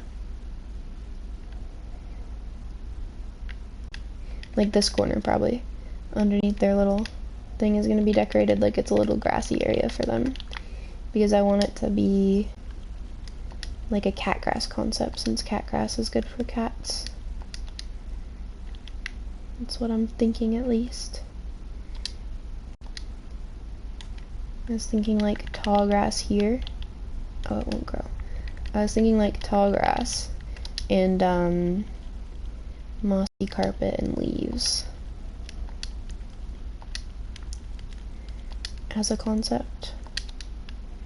Like leaves in there. Oop, not what I meant to do. And then mossy carpet. And then we can like, actually probably a flower. And then we can like do carpet in the corner of it type of thing.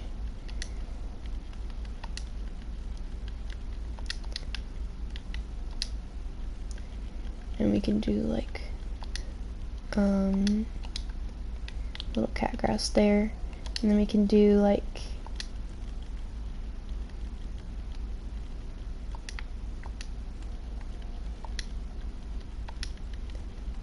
dirt with a little flower with like trapdoors around it, you know, for one spot. Maybe right here, do dirt, flower, and then surround it with trapdoors. And then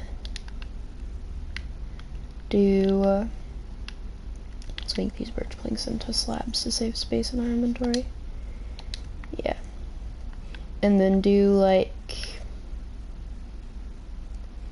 maybe a lantern hanging from here to keep it lit up. And then do some wool for carpet for bedding and stuff. Yeah, it's supposed to be like a little cat paradise, basically. And I want to do some glowberries, but I need to bone meal them to get more glowberries. We could probably hang them from,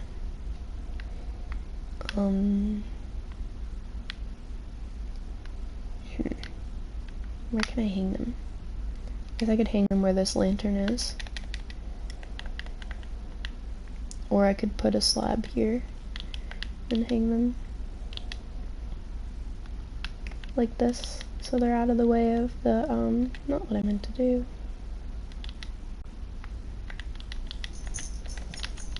I'm using the bone meal to collect some more, because I don't have many.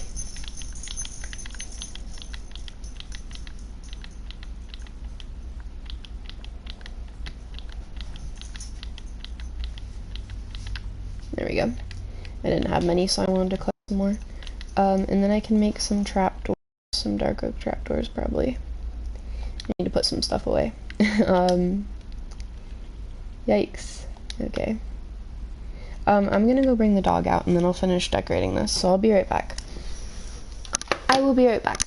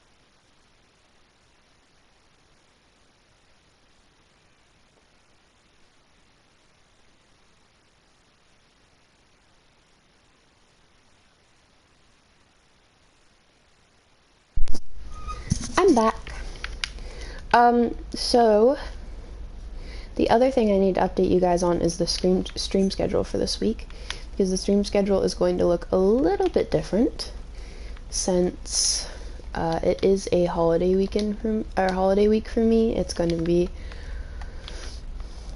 it's going to be Thanksgiving this week. Sorry, I was trying to look for things. It's going to be Thanksgiving this week, so it's going to be a holiday weekend for me technically, which means that things will look a little different for the stream schedule. I will try to make it as similar as I can, but for example, I most likely will not be able to stream on Friday like I normally do, since he's supposed to be home for that day, and I might be able to stream. I should be able to stream on Wednesday like normal. I just think the normal day that will get messed up is Friday. I will try to stream tomorrow, I'm pretty sure, and I will also try to stream on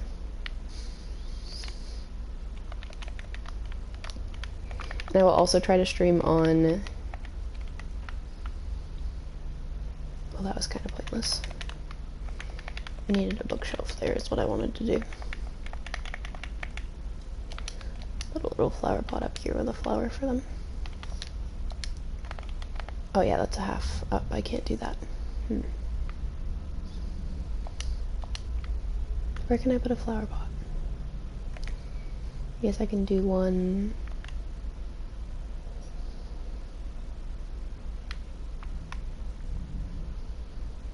Just in here, I guess. No, I can't. I was gonna put a flower pot down and I don't know where I can put it.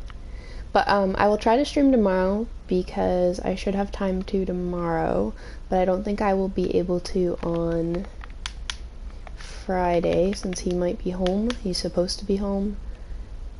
And then I don't think I'll be able to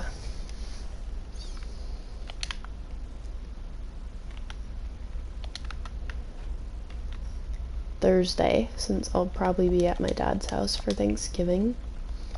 My brain's really fizzing out while I'm trying to focus on too many things at once. Goodness gracious. I'm like trying to focus on talking to you guys and building this at the same time, and my brain just wants to focus on building it. So my brain's like, oh, I need this, and then it's like, wait, we're talking, and then it's this never-ending cycle. We'll put a flower pot there on the ground. Why not? Put a bookshelf there. Or actually swap that in order. So do a bookshelf here and a flower pot with a flower here. Like this. Yeah, and I'm actually gonna get rid of this slab. Honestly. And actually, I'm going to put a barrel here. And then so that the cats can't sneak in here, but I can, I'm gonna do it like this. Not what I meant to do.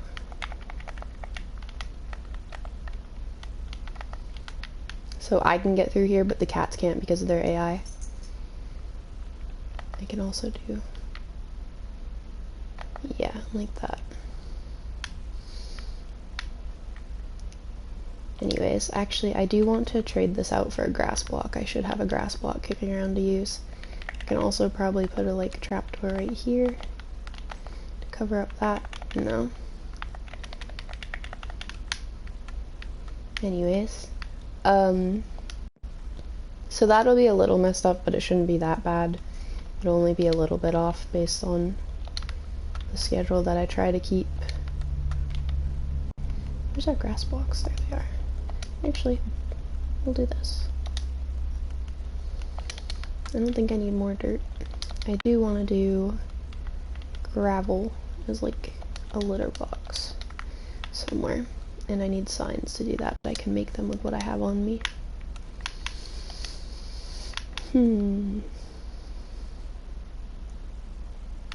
Since he has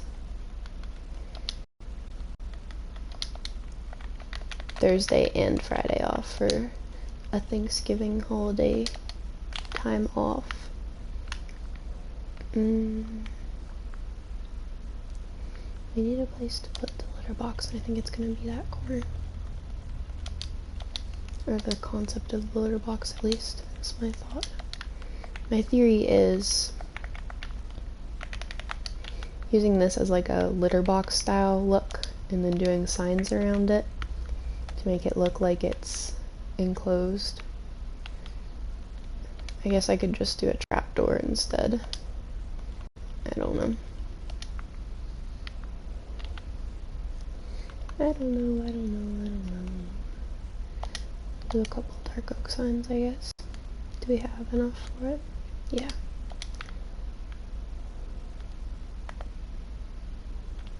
Well, I hope for your sake that it works out good and that they are there. That's not working the way I'm trying to make it work. I just broke something all the way out here, seriously? Jeez, no, I don't want it like that. I want it to be... There we go. We'll do it like that. So it's like enclosed a little. I don't know. That's definitely not working out the way I wanted it to, so I'm probably just gonna forget it. Ugh. We'll just leave the plant pot idea. Whatever. It's not working the way I wanted it to.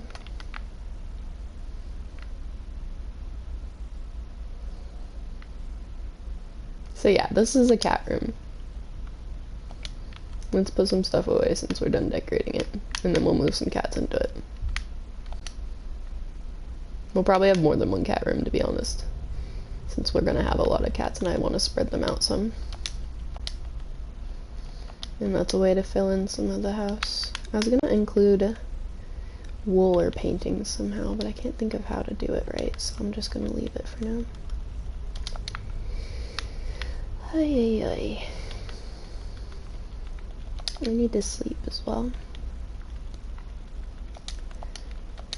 I hope that you're able to see that person again, or that you at least feel a little better in having a nice outfit for the day. Hey, worst comes to worst, you dressed up and you look nice. Like, at least there's that to remember.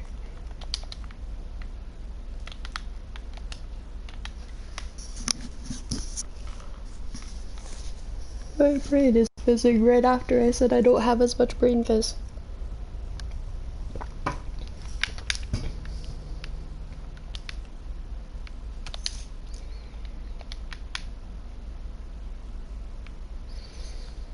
Yeah, this is our little cat room.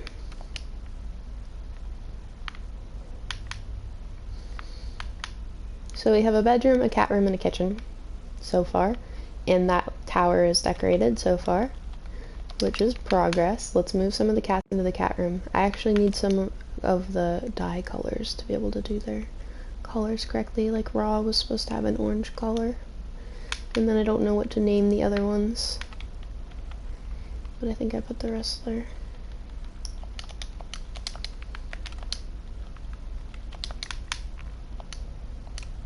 Orange is the closest I can think of to gold, because gold would be the gold, or yellow would be the color for Raw. So we'll do orange. It matches the cat too, so it makes sense. I don't know what to do gray or white.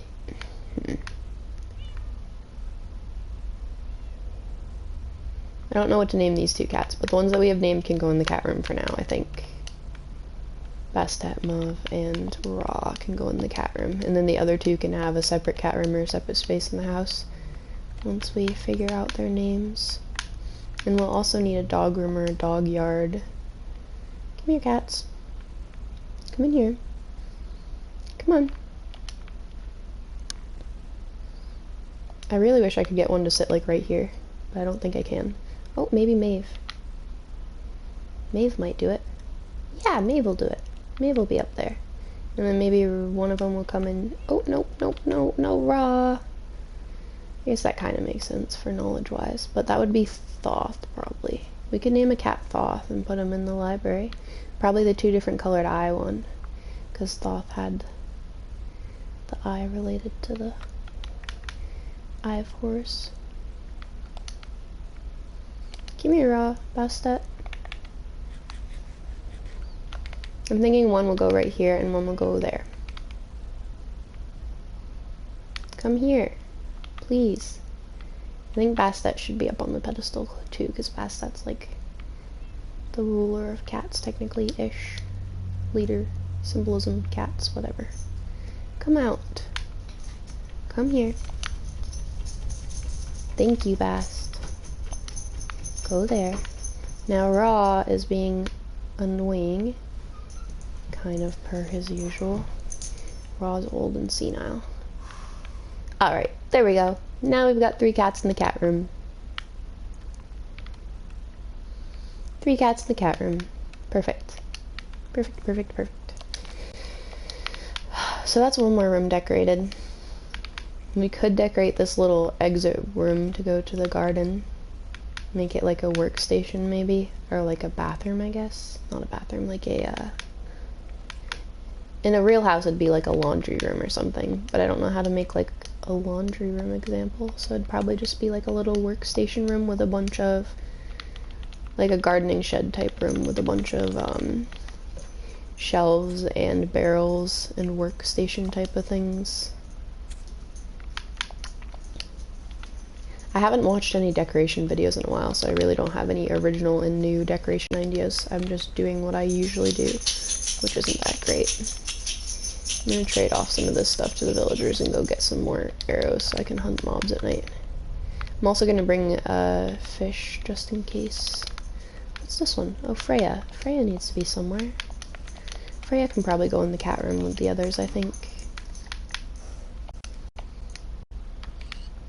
Hi, puppy.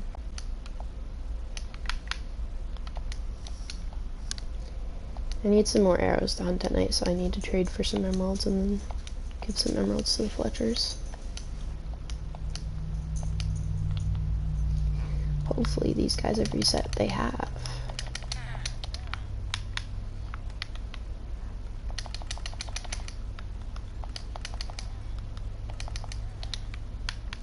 I try to do a semi-even distribution across all the butchers so that they all reset fairly evenly on all of the trades. But it's not always that easy to do.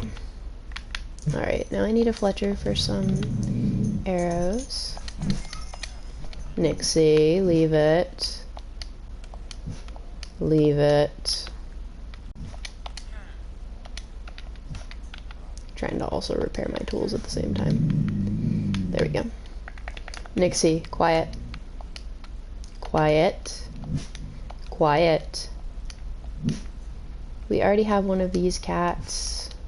There's the calico one that I really want that keeps spawning in here when I don't have fish on me. And there's one other that we don't have, I think. I can't remember. I know we have the gray one. We have the gray one with the yellow eyes, I think, right? I think we have one over there. I want a calico one really badly. But I've only seen them spawn a few times, and it's always when I don't have something on me. I'm sorry, horse, but I need leather.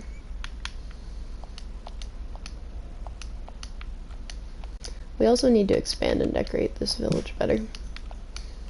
And reorganize it. That'll be a project soon. For now, I keep wanting to build new things, like adding to this and building new builds entirely and stuff like that, but I need to keep reminding myself just to focus on the house, because I want to finish the house build before we go on to decorating new things. Or at least mostly finish it, and it's not even close to mostly finished. I don't see any more cats. They stopped spawning. Cows.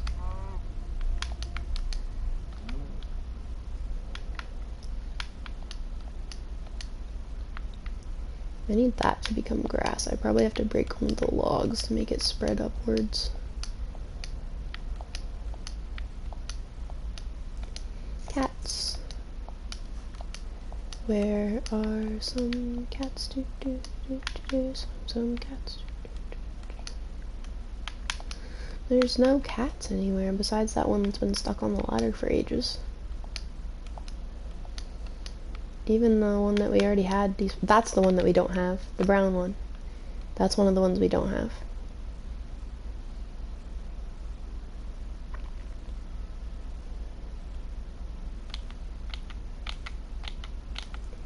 It's a greedy one. There we go. Not what I meant to do. We have a brown one, now I need a calico one. Calico cat? There's enough villagers, but they really should be spawning more often. But they don't seem to like to spawn.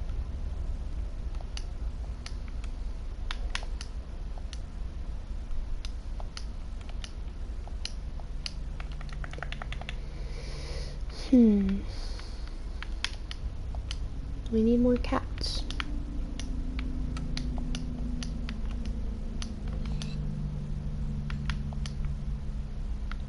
That's a gray one. We already have a gray one. I think. Maybe there's two different gray ones. I want to look it up, actually. Minecraft cat skins. Not the, like, the cat type skins. Oh, searching cat skins was a bad idea. Cat types, I guess.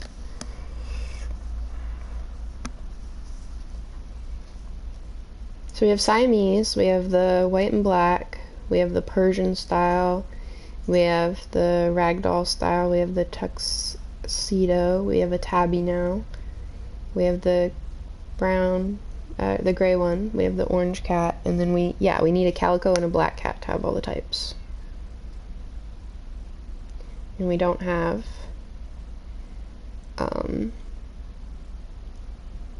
we don't have a black cat because that only spawns where the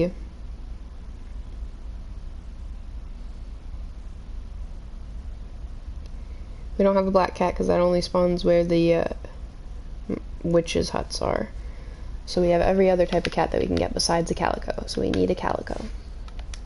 Hi, baby girl. What are you doing? Hi, puppy. I love you. I have to start researching for getting adult food for her soon, which is going to be a pain in my butt. Oh, baby. So I'm trying to find a little more cost-effective, but still a good quality brand and ingredient as far as dog kibble goes, dry food goes. And I need to also get large breed because I have large breed puppy for her. So I want to do large breed adult food too. We already have one of these style. That's Maeve. That's the Maeve one.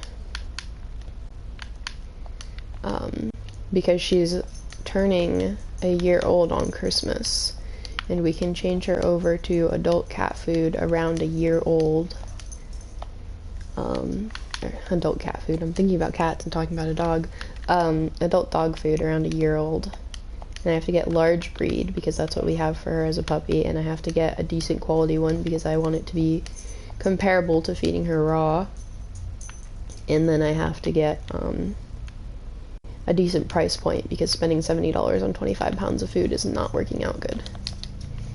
So there's a lot of factors I have to consider in it. But it should work out okay. I found a few options when I was doing like quick preliminary research that seemed a lot better than what we have. Like that were a lot better quality and better price points. As far as the price point was more so like $60 for 30 to 40 pounds instead of for 25, and it had decent ingredients, but most of those weren't large breed specific, which isn't as important for her since she is a mix, but I do still want to do it because it does help make sure that she has less risks of like the hip dysplasia and stuff, which comes from her German Shepherd side, and since she's predominantly German Shepherd, she is predominantly a large breed dog. As far as what she needs for nutrition and what she'll be size-wise. So she won't be fully done growing until about 18 months at the earliest, but I can switch her to an adult food at around 12 months. She's not considered an adult in growth and development until 18 months. I was doing a bunch of research on it. Even though she's not considered an adult in growth and development, she's still considered an adult as far as she can switch to adult food.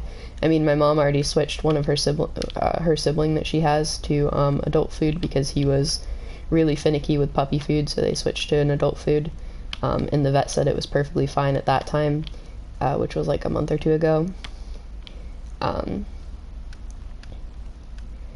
But still, I want all these zombies and I don't want them to despawn.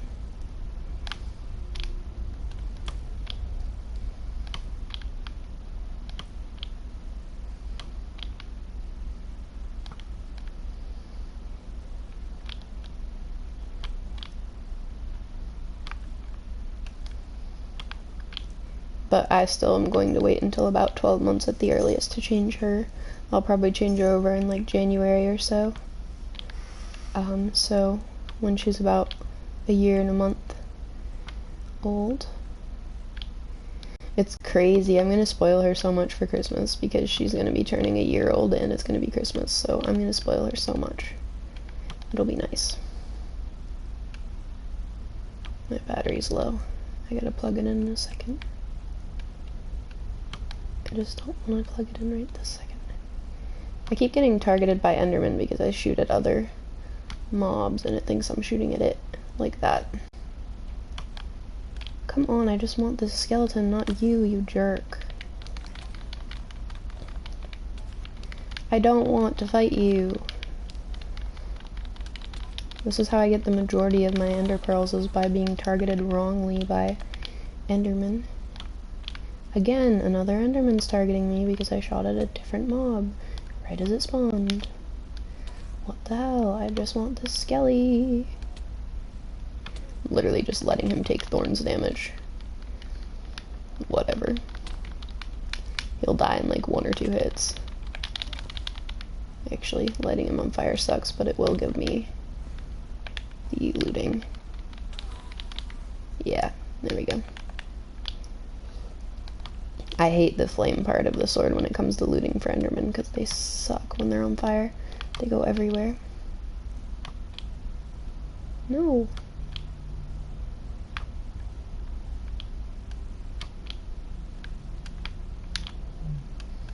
I'm gonna go collect things before it starts lagging out this PlayStation fully. Because I was playing, yesterday when I was playing, I did so much, I killed so many things before I started collecting the XP that I physically could not move when I was trying to wade through all this XP and stuff to get to the items. It was so bad. I almost died like 3 times because a creeper would explode me without it even being on my screen yet. Because I couldn't land a hit before it fully exploded since the lag made it like glitch right out. So, I learned my lesson on that a bit, and I'm trying not to do that. And by a lot of arrows, I mean I was using like 2 stacks of arrows from standing up on the house edge up there, and then going down to try to collect everything. So, just a little bit more than what I'm currently doing.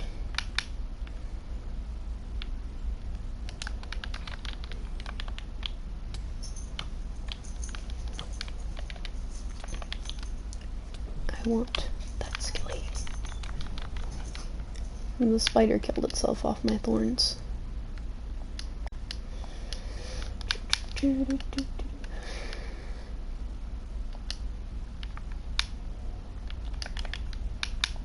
I think as a whole, as far as this world, it's going pretty well.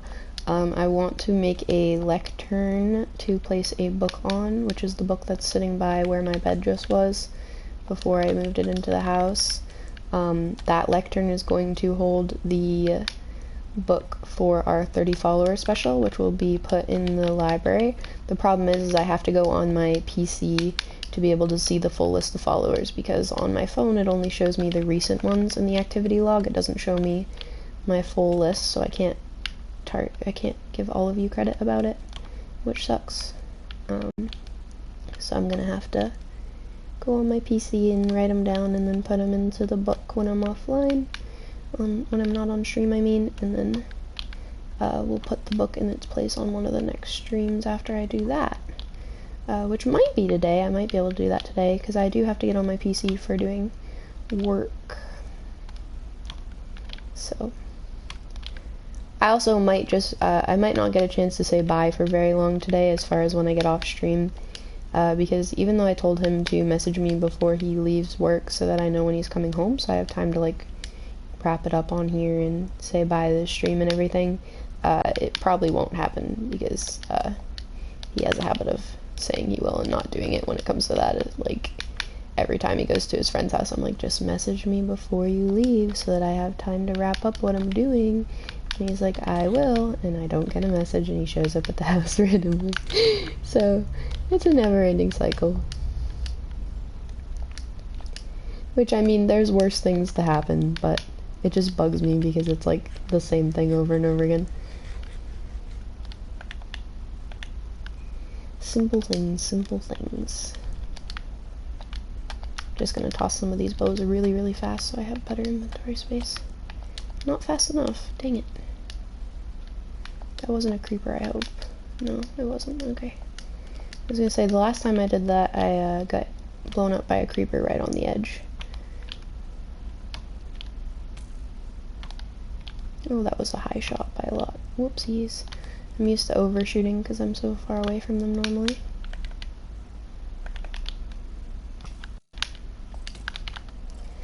Just die.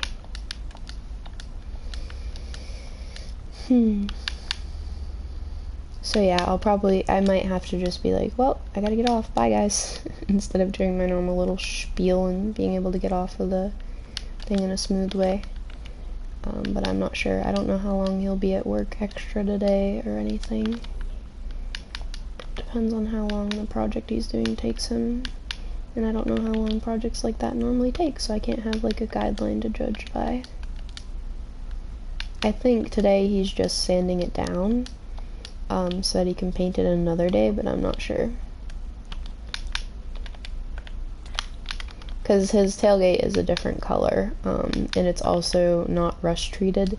It doesn't have much rust, but it's not rust treated, so he's going to, in theory, paint it with some rust treatment paint so that it keeps it safe. I think was the plan. I don't know. He doesn't really tell me most of the plans. I wish I could kill all these cows right now, but I don't have the inventory space for their drops. I guess I'll just kill them anyways and I'll pick it up afterwards. Because I need the leather.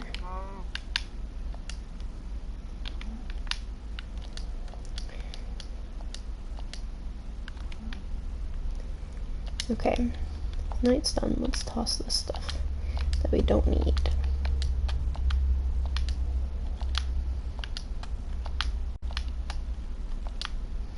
We have so many fire res pots. What we need to do is slowly change those all into the longer lasting ones, and then change a couple into splash pots too.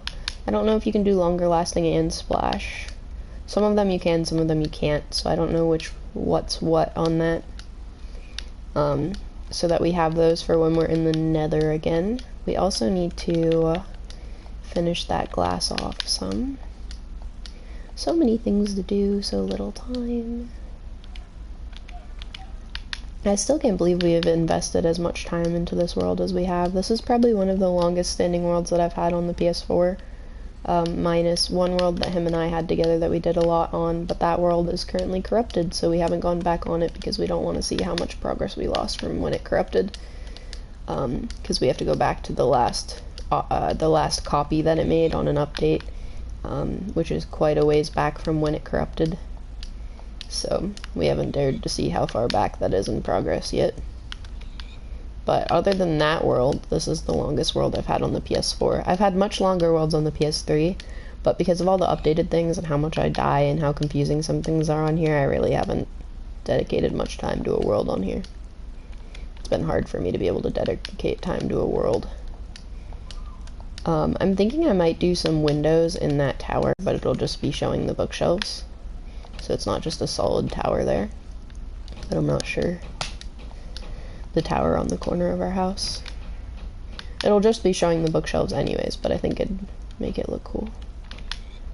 Like do just solid glass windows or something. I don't know.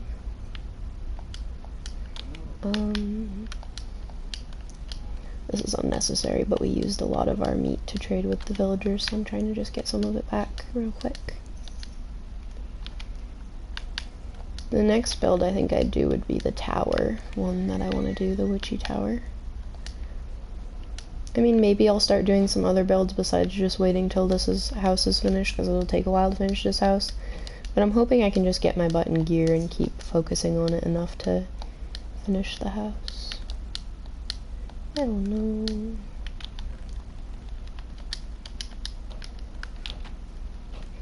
I definitely need to update the VOD channel while I'm on my computer for work stuff, because I haven't exported videos in a while, and I don't want to lose the videos that we have from the last few days or so. I think I updated it recently enough that none of them have expired yet, but I think they'll be expiring soon. I'm not sure. I don't remember. I know I was at least on episode 30 something when the last one that I uploaded. Last one that I exported. So I'm pretty behind on uploads compared to when I'm streaming. So I'm doing the uploads of the VODs like every day on the channel during the week to try to get it to update to where we are on streaming roughly, so it's not like a couple weeks off every time. Because right now I think I'm scheduled out through... When was the last schedule one I had? I don't know. I think I'm scheduled out pretty far, and I'm still only the last episode that I updated of the world was episode 20 something, and we're now on episode 37, so we're about 10 episodes off as far as what uploads compared to when we stream, which is good in a way because you need kind of that offset to be able to keep the uploads going without getting overwhelmed, but I also need some semblance of connection between the two to be able to keep up with it right, and so that it's not so far behind on the world on the VODs. So like if anyone came on the VODs channel, they wouldn't be like watching a week old video, you know? So that if any of you guys are trying to watch recent VODs, I mean it kind of works because of the fact that the VODs are stored on here up until the week off. Like I'm about 2 weeks off of streams, so by the time the streams expire on here, they're starting to upload on the VOD channel. It's a weird stagger. I just want it to be a little closer. I'm rambling about nonsense, because that's all I do. Let's make some more light green glass and go fill that in.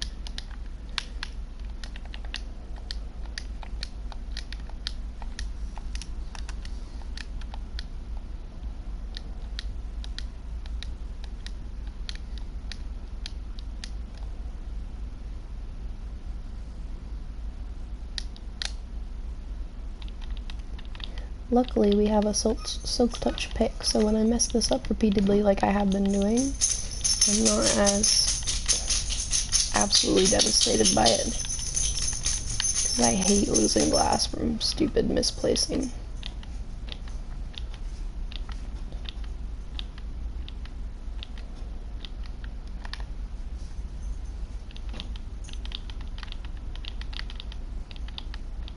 I don't know when I'll make this into an actual oasis. My partner had an idea of making it into an axolotl place whenever I find axolotls, but the problem is then I would have to cover up some of that big water space so they can't just disappear into the water forever, since that's like an underwater cavern there. So they could technically just disappear into the water forever and never come back. So I kind of have to, you know, be able to do that. I could probably make it into like look like a lush area when I find a lush area to get azalea off of to be able to do that, but I haven't been able to find azalea yet, so I can't do that yet.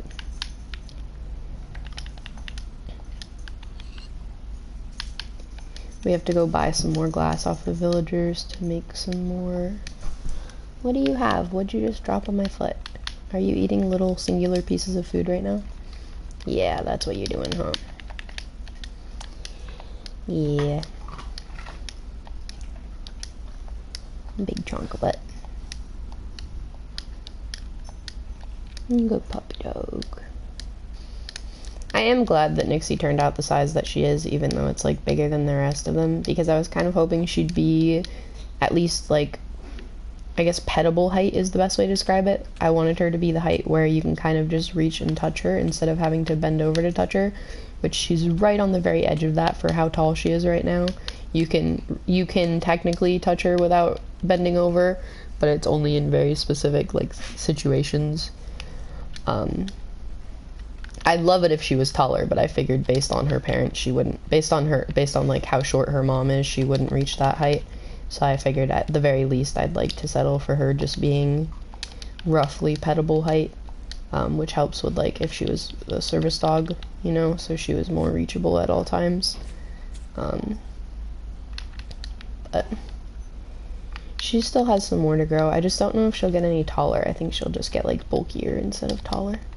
It's hard to tell. But she's been about the same height for so long. We're also gonna get her a jacket soon, and I'm so excited. I can't wait.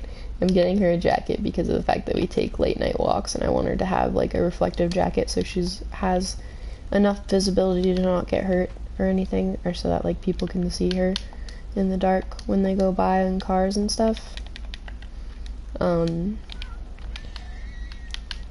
So I'm gonna get her a high visibility reflective jacket, which is gonna be so cute. She's weirdly enough been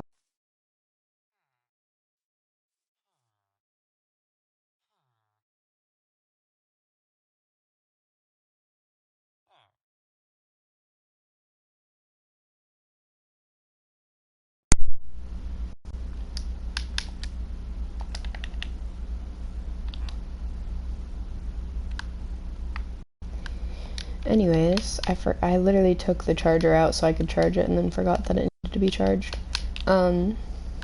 She's weirdly enough been wearing her boots that we have for her pretty well without much of a fight. I didn't think she'd do it as much as she has. She's been pretty good about not putting up much of a stink about her boots being worn. Because those are mainly to protect her. Those are actually like for a very big purpose. The cold she can survive okay, she can do fine with. She actually likes the cold, so the jacket isn't so much for warming her as it is for making sure that she's visible and safe when we're outside. It's more so like I said, it's more so for visibility than actually for safety, or for warmth. But as far as the boots are for an actual safety reason as well as for a comfort reason, because the salt that gets on the roads for wintertime really isn't good for her paws, and she needs that barrier between them. So she really does need to keep those on. The jacket, if she doesn't like it, she doesn't absolutely need to have it on. So we have to kind of work through her keeping those on, which isn't working that well, but it's a little better. It's better than it was, at least, which says a lot, because she doesn't usually cooperate with things of that caliber as far as having things on her feet, or us pestering her to do things.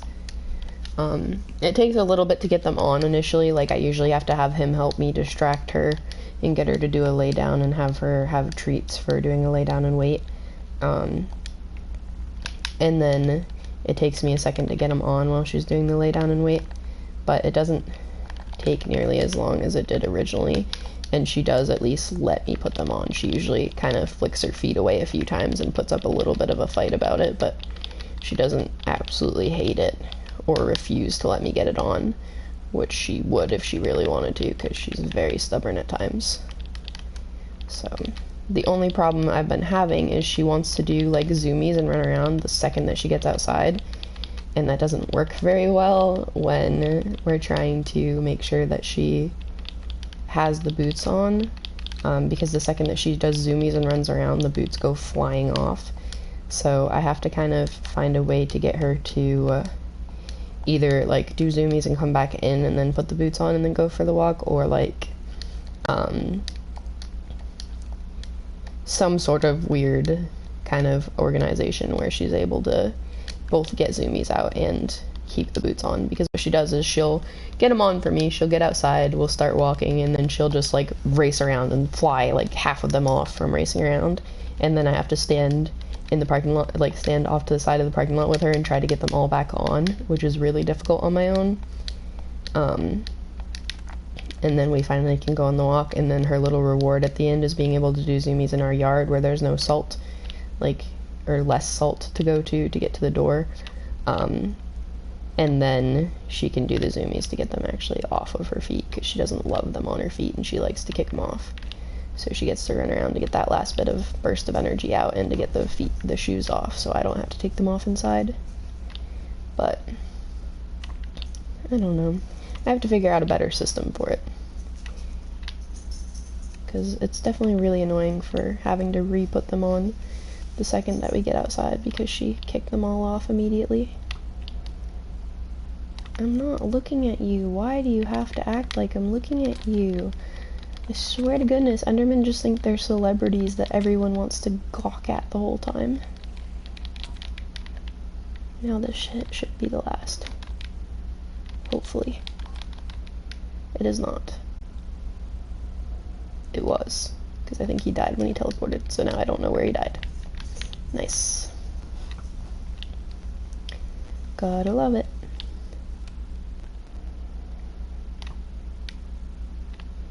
Doing the bow method means I have to keep buying arrows, but that's fine because I can resupply the Fletchers with emeralds so that they're resetting the stick trade more, because the stick trade is the best way that I get a big clump of emeralds at once, besides trading a ton of raw meat to the butchers.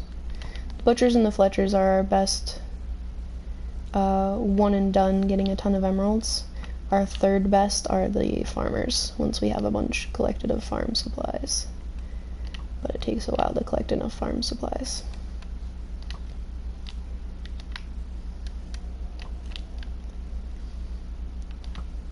And just trading the Fletcher's sticks means they take ages to reset. So I have to trade for like arrows and stuff to get them to reset faster. A bit. I really don't know when he'll be home. I'm kind of confused. Good God, I hate these Endermen sometimes. Let me shoot this skelly and then I'll... Goodness gracious, I hate this guy. Stupid. Die. Die. Thank you. You don't want to deal with it.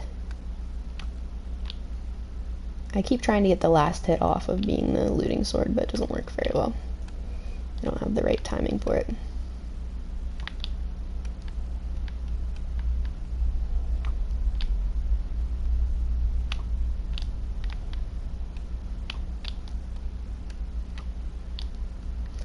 I'd like to get more music discs, but it's really hard for me to get that to time right when I have really high damage dealing items now.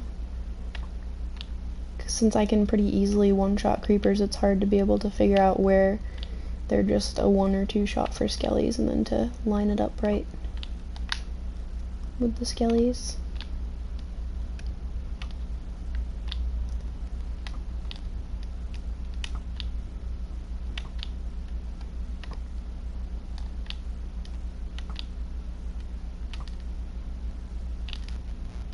And I ran out of arrows. Well, let's go collect all this stuff, which should give us some arrows back, and replenish our bow durability, and be a bit laggy.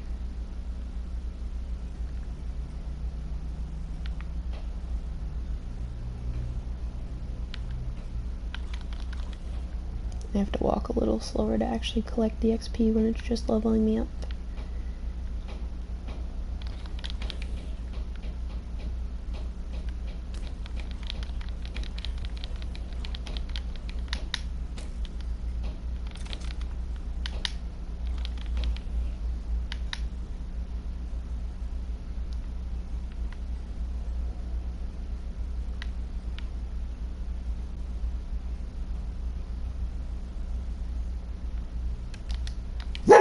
Nixie, stop. Stop it. That's made me jump. Jesus. That made me jump, and she's not even barking at our door. She's just barking because she heard a tiny noise. Nixie, stop. No. No, Nixie. Quiet. Quiet. She's on edge because she knows he's supposed to be home by now, so pretty much every noise she thinks is him getting home, instead of it actually being him getting home. I mean, it could be him getting home. I don't freaking know. He didn't tell me when he was supposed to be home. But as far as the thing she just barked at, it wasn't him getting home. I will have to pretty much immediately mute my mic when he does go to open the door, because she will go nuts barking, and I will not be able to stop it. she definitely will be on edge and barking at him immediately because of the fact that it's different from routine. She has a hard enough time adjusting to Mondays without adding another factor of him not being home at the right time, so she's already a mess without the added factor. So I'm sure the second that door moves, she'll be freaking out. Which is what she did the other day when he got home, because he was gone for so long and she wasn't expecting him to be gone. She like went nuts barking the second that the door opened. She calms down pretty quickly when she realizes it's him, but it's just the sound of the door makes her start freaking out before she even realizes, and then she has to like fully be able to see and register that it's him to really calm back down again.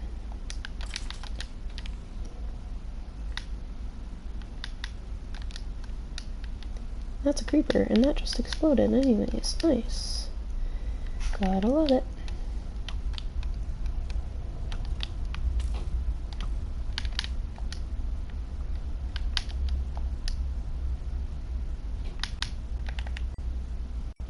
Let it repair my bow first. I want skellies because I want bones, but the problem with killing skellies is you get a ridiculous amount of bows as well that you don't need. Yay. I'm going to have to peek out the window in a second to make sure that if it's him or not, because I do hear a vehicle outside and I can't tell whose vehicle it is. There's a car that sounds exactly like his vehicle because of how crappy and loud it is, and it's not even like supposed to be anywhere near as loud as his vehicle. But you know.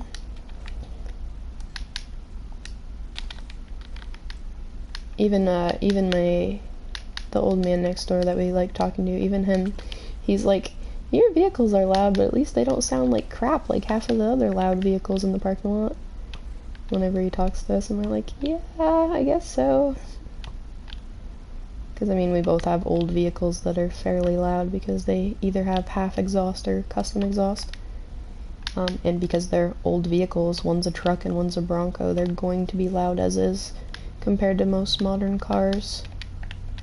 It's kind of a given.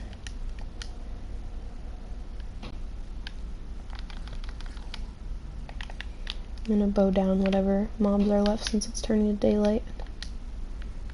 And collect all the XP and stuff. There's no mobs left, so I'm gonna drop some of the extra stuff down now and then go collect the rest of the items since we're running out of inventory space. We already have to go trade for more arrows. Let me check and make sure if that's him or not. That's not him, so she's barking for no reason. Alright, fair enough. I also have to plug my... Yesterday was really bad when he got home because the whole day our neighbors were making a lot more noise than usual, and it sounded like they were right at our door the whole time, and it was so obnoxious. I don't know what they were doing or why. They're normally very quiet neighbors.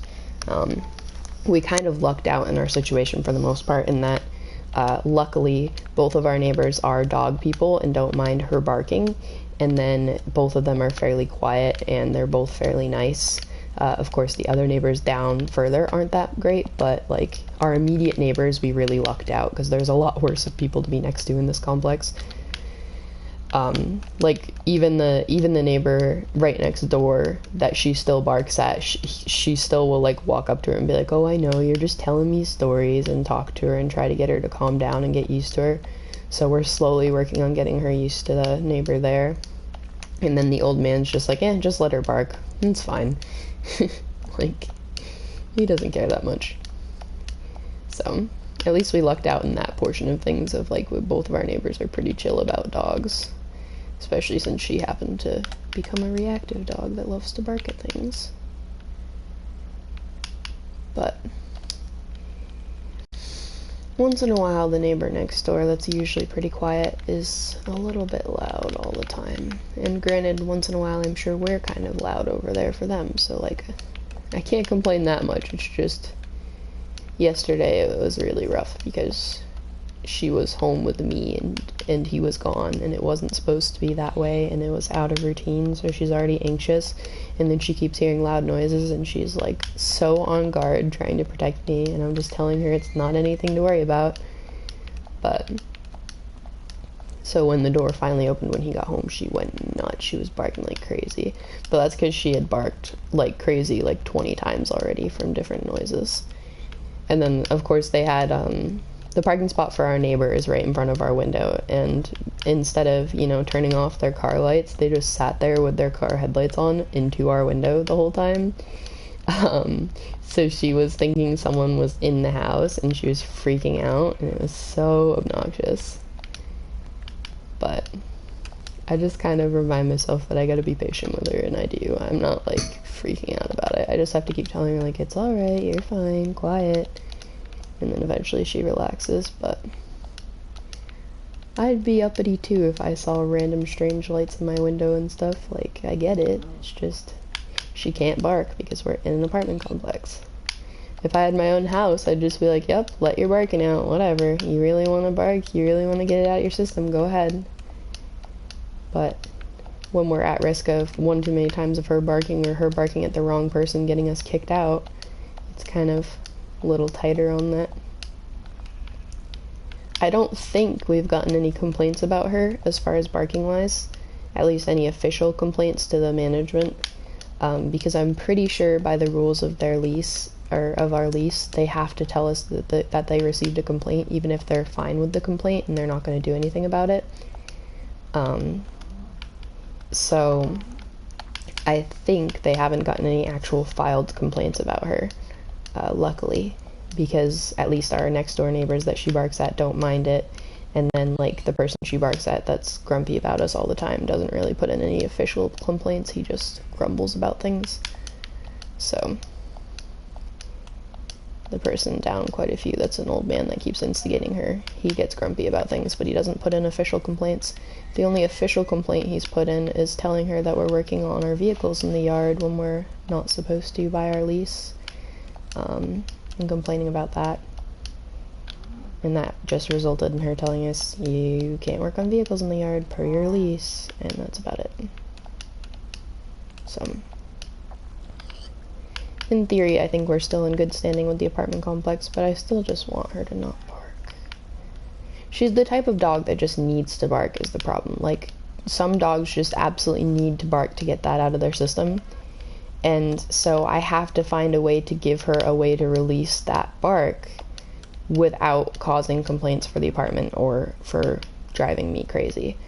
And I don't know how to do that. Like, I have to have a positive way that she can release that bark, so that she can get it out of her system when she needs to without causing an issue about it.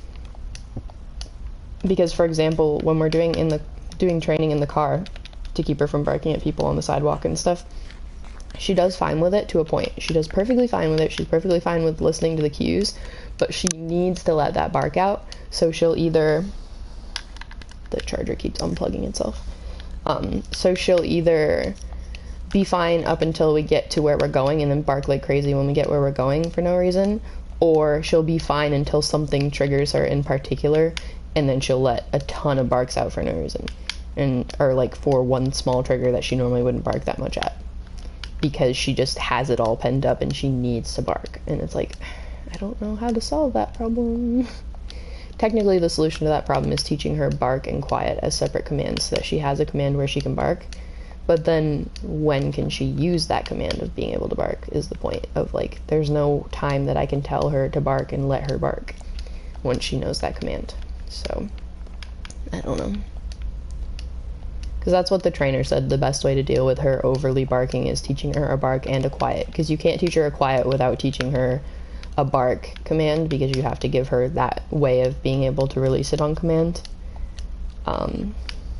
And I mean, shepherds have issues with barking, that's kind of their thing. So it's kind of a given that she's going to struggle with it. Like, the cashier at the pet store has a shepherd mix that does the same thing, and she can't bring her places because she likes to mouth off a lot, and it's like, yeah, I'd be fine with it if it was just a little mouthy, not her fully stressing herself out and scaring everyone around her. At least it's not as bad as, like, my mom's dog that she has, her brother, Nixie's brother. Nixie's brother is, like, such a deep, big dog bark. Nixie has a big dog bark, but not deep as his is.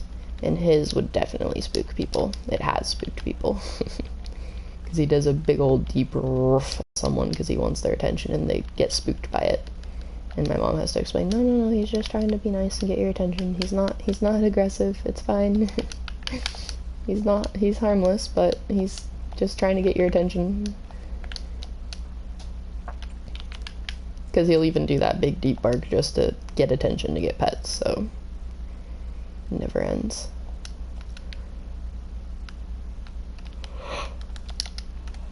I am so tired and I don't know when he's going to be home to get work done. Oh, that actually might be Speak of the Devil. That might be him saying he's heading home. So I might be getting off soon.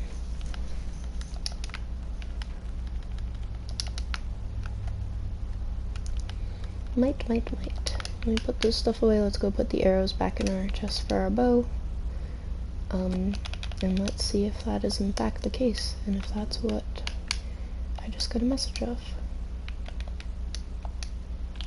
I'm hoping yes.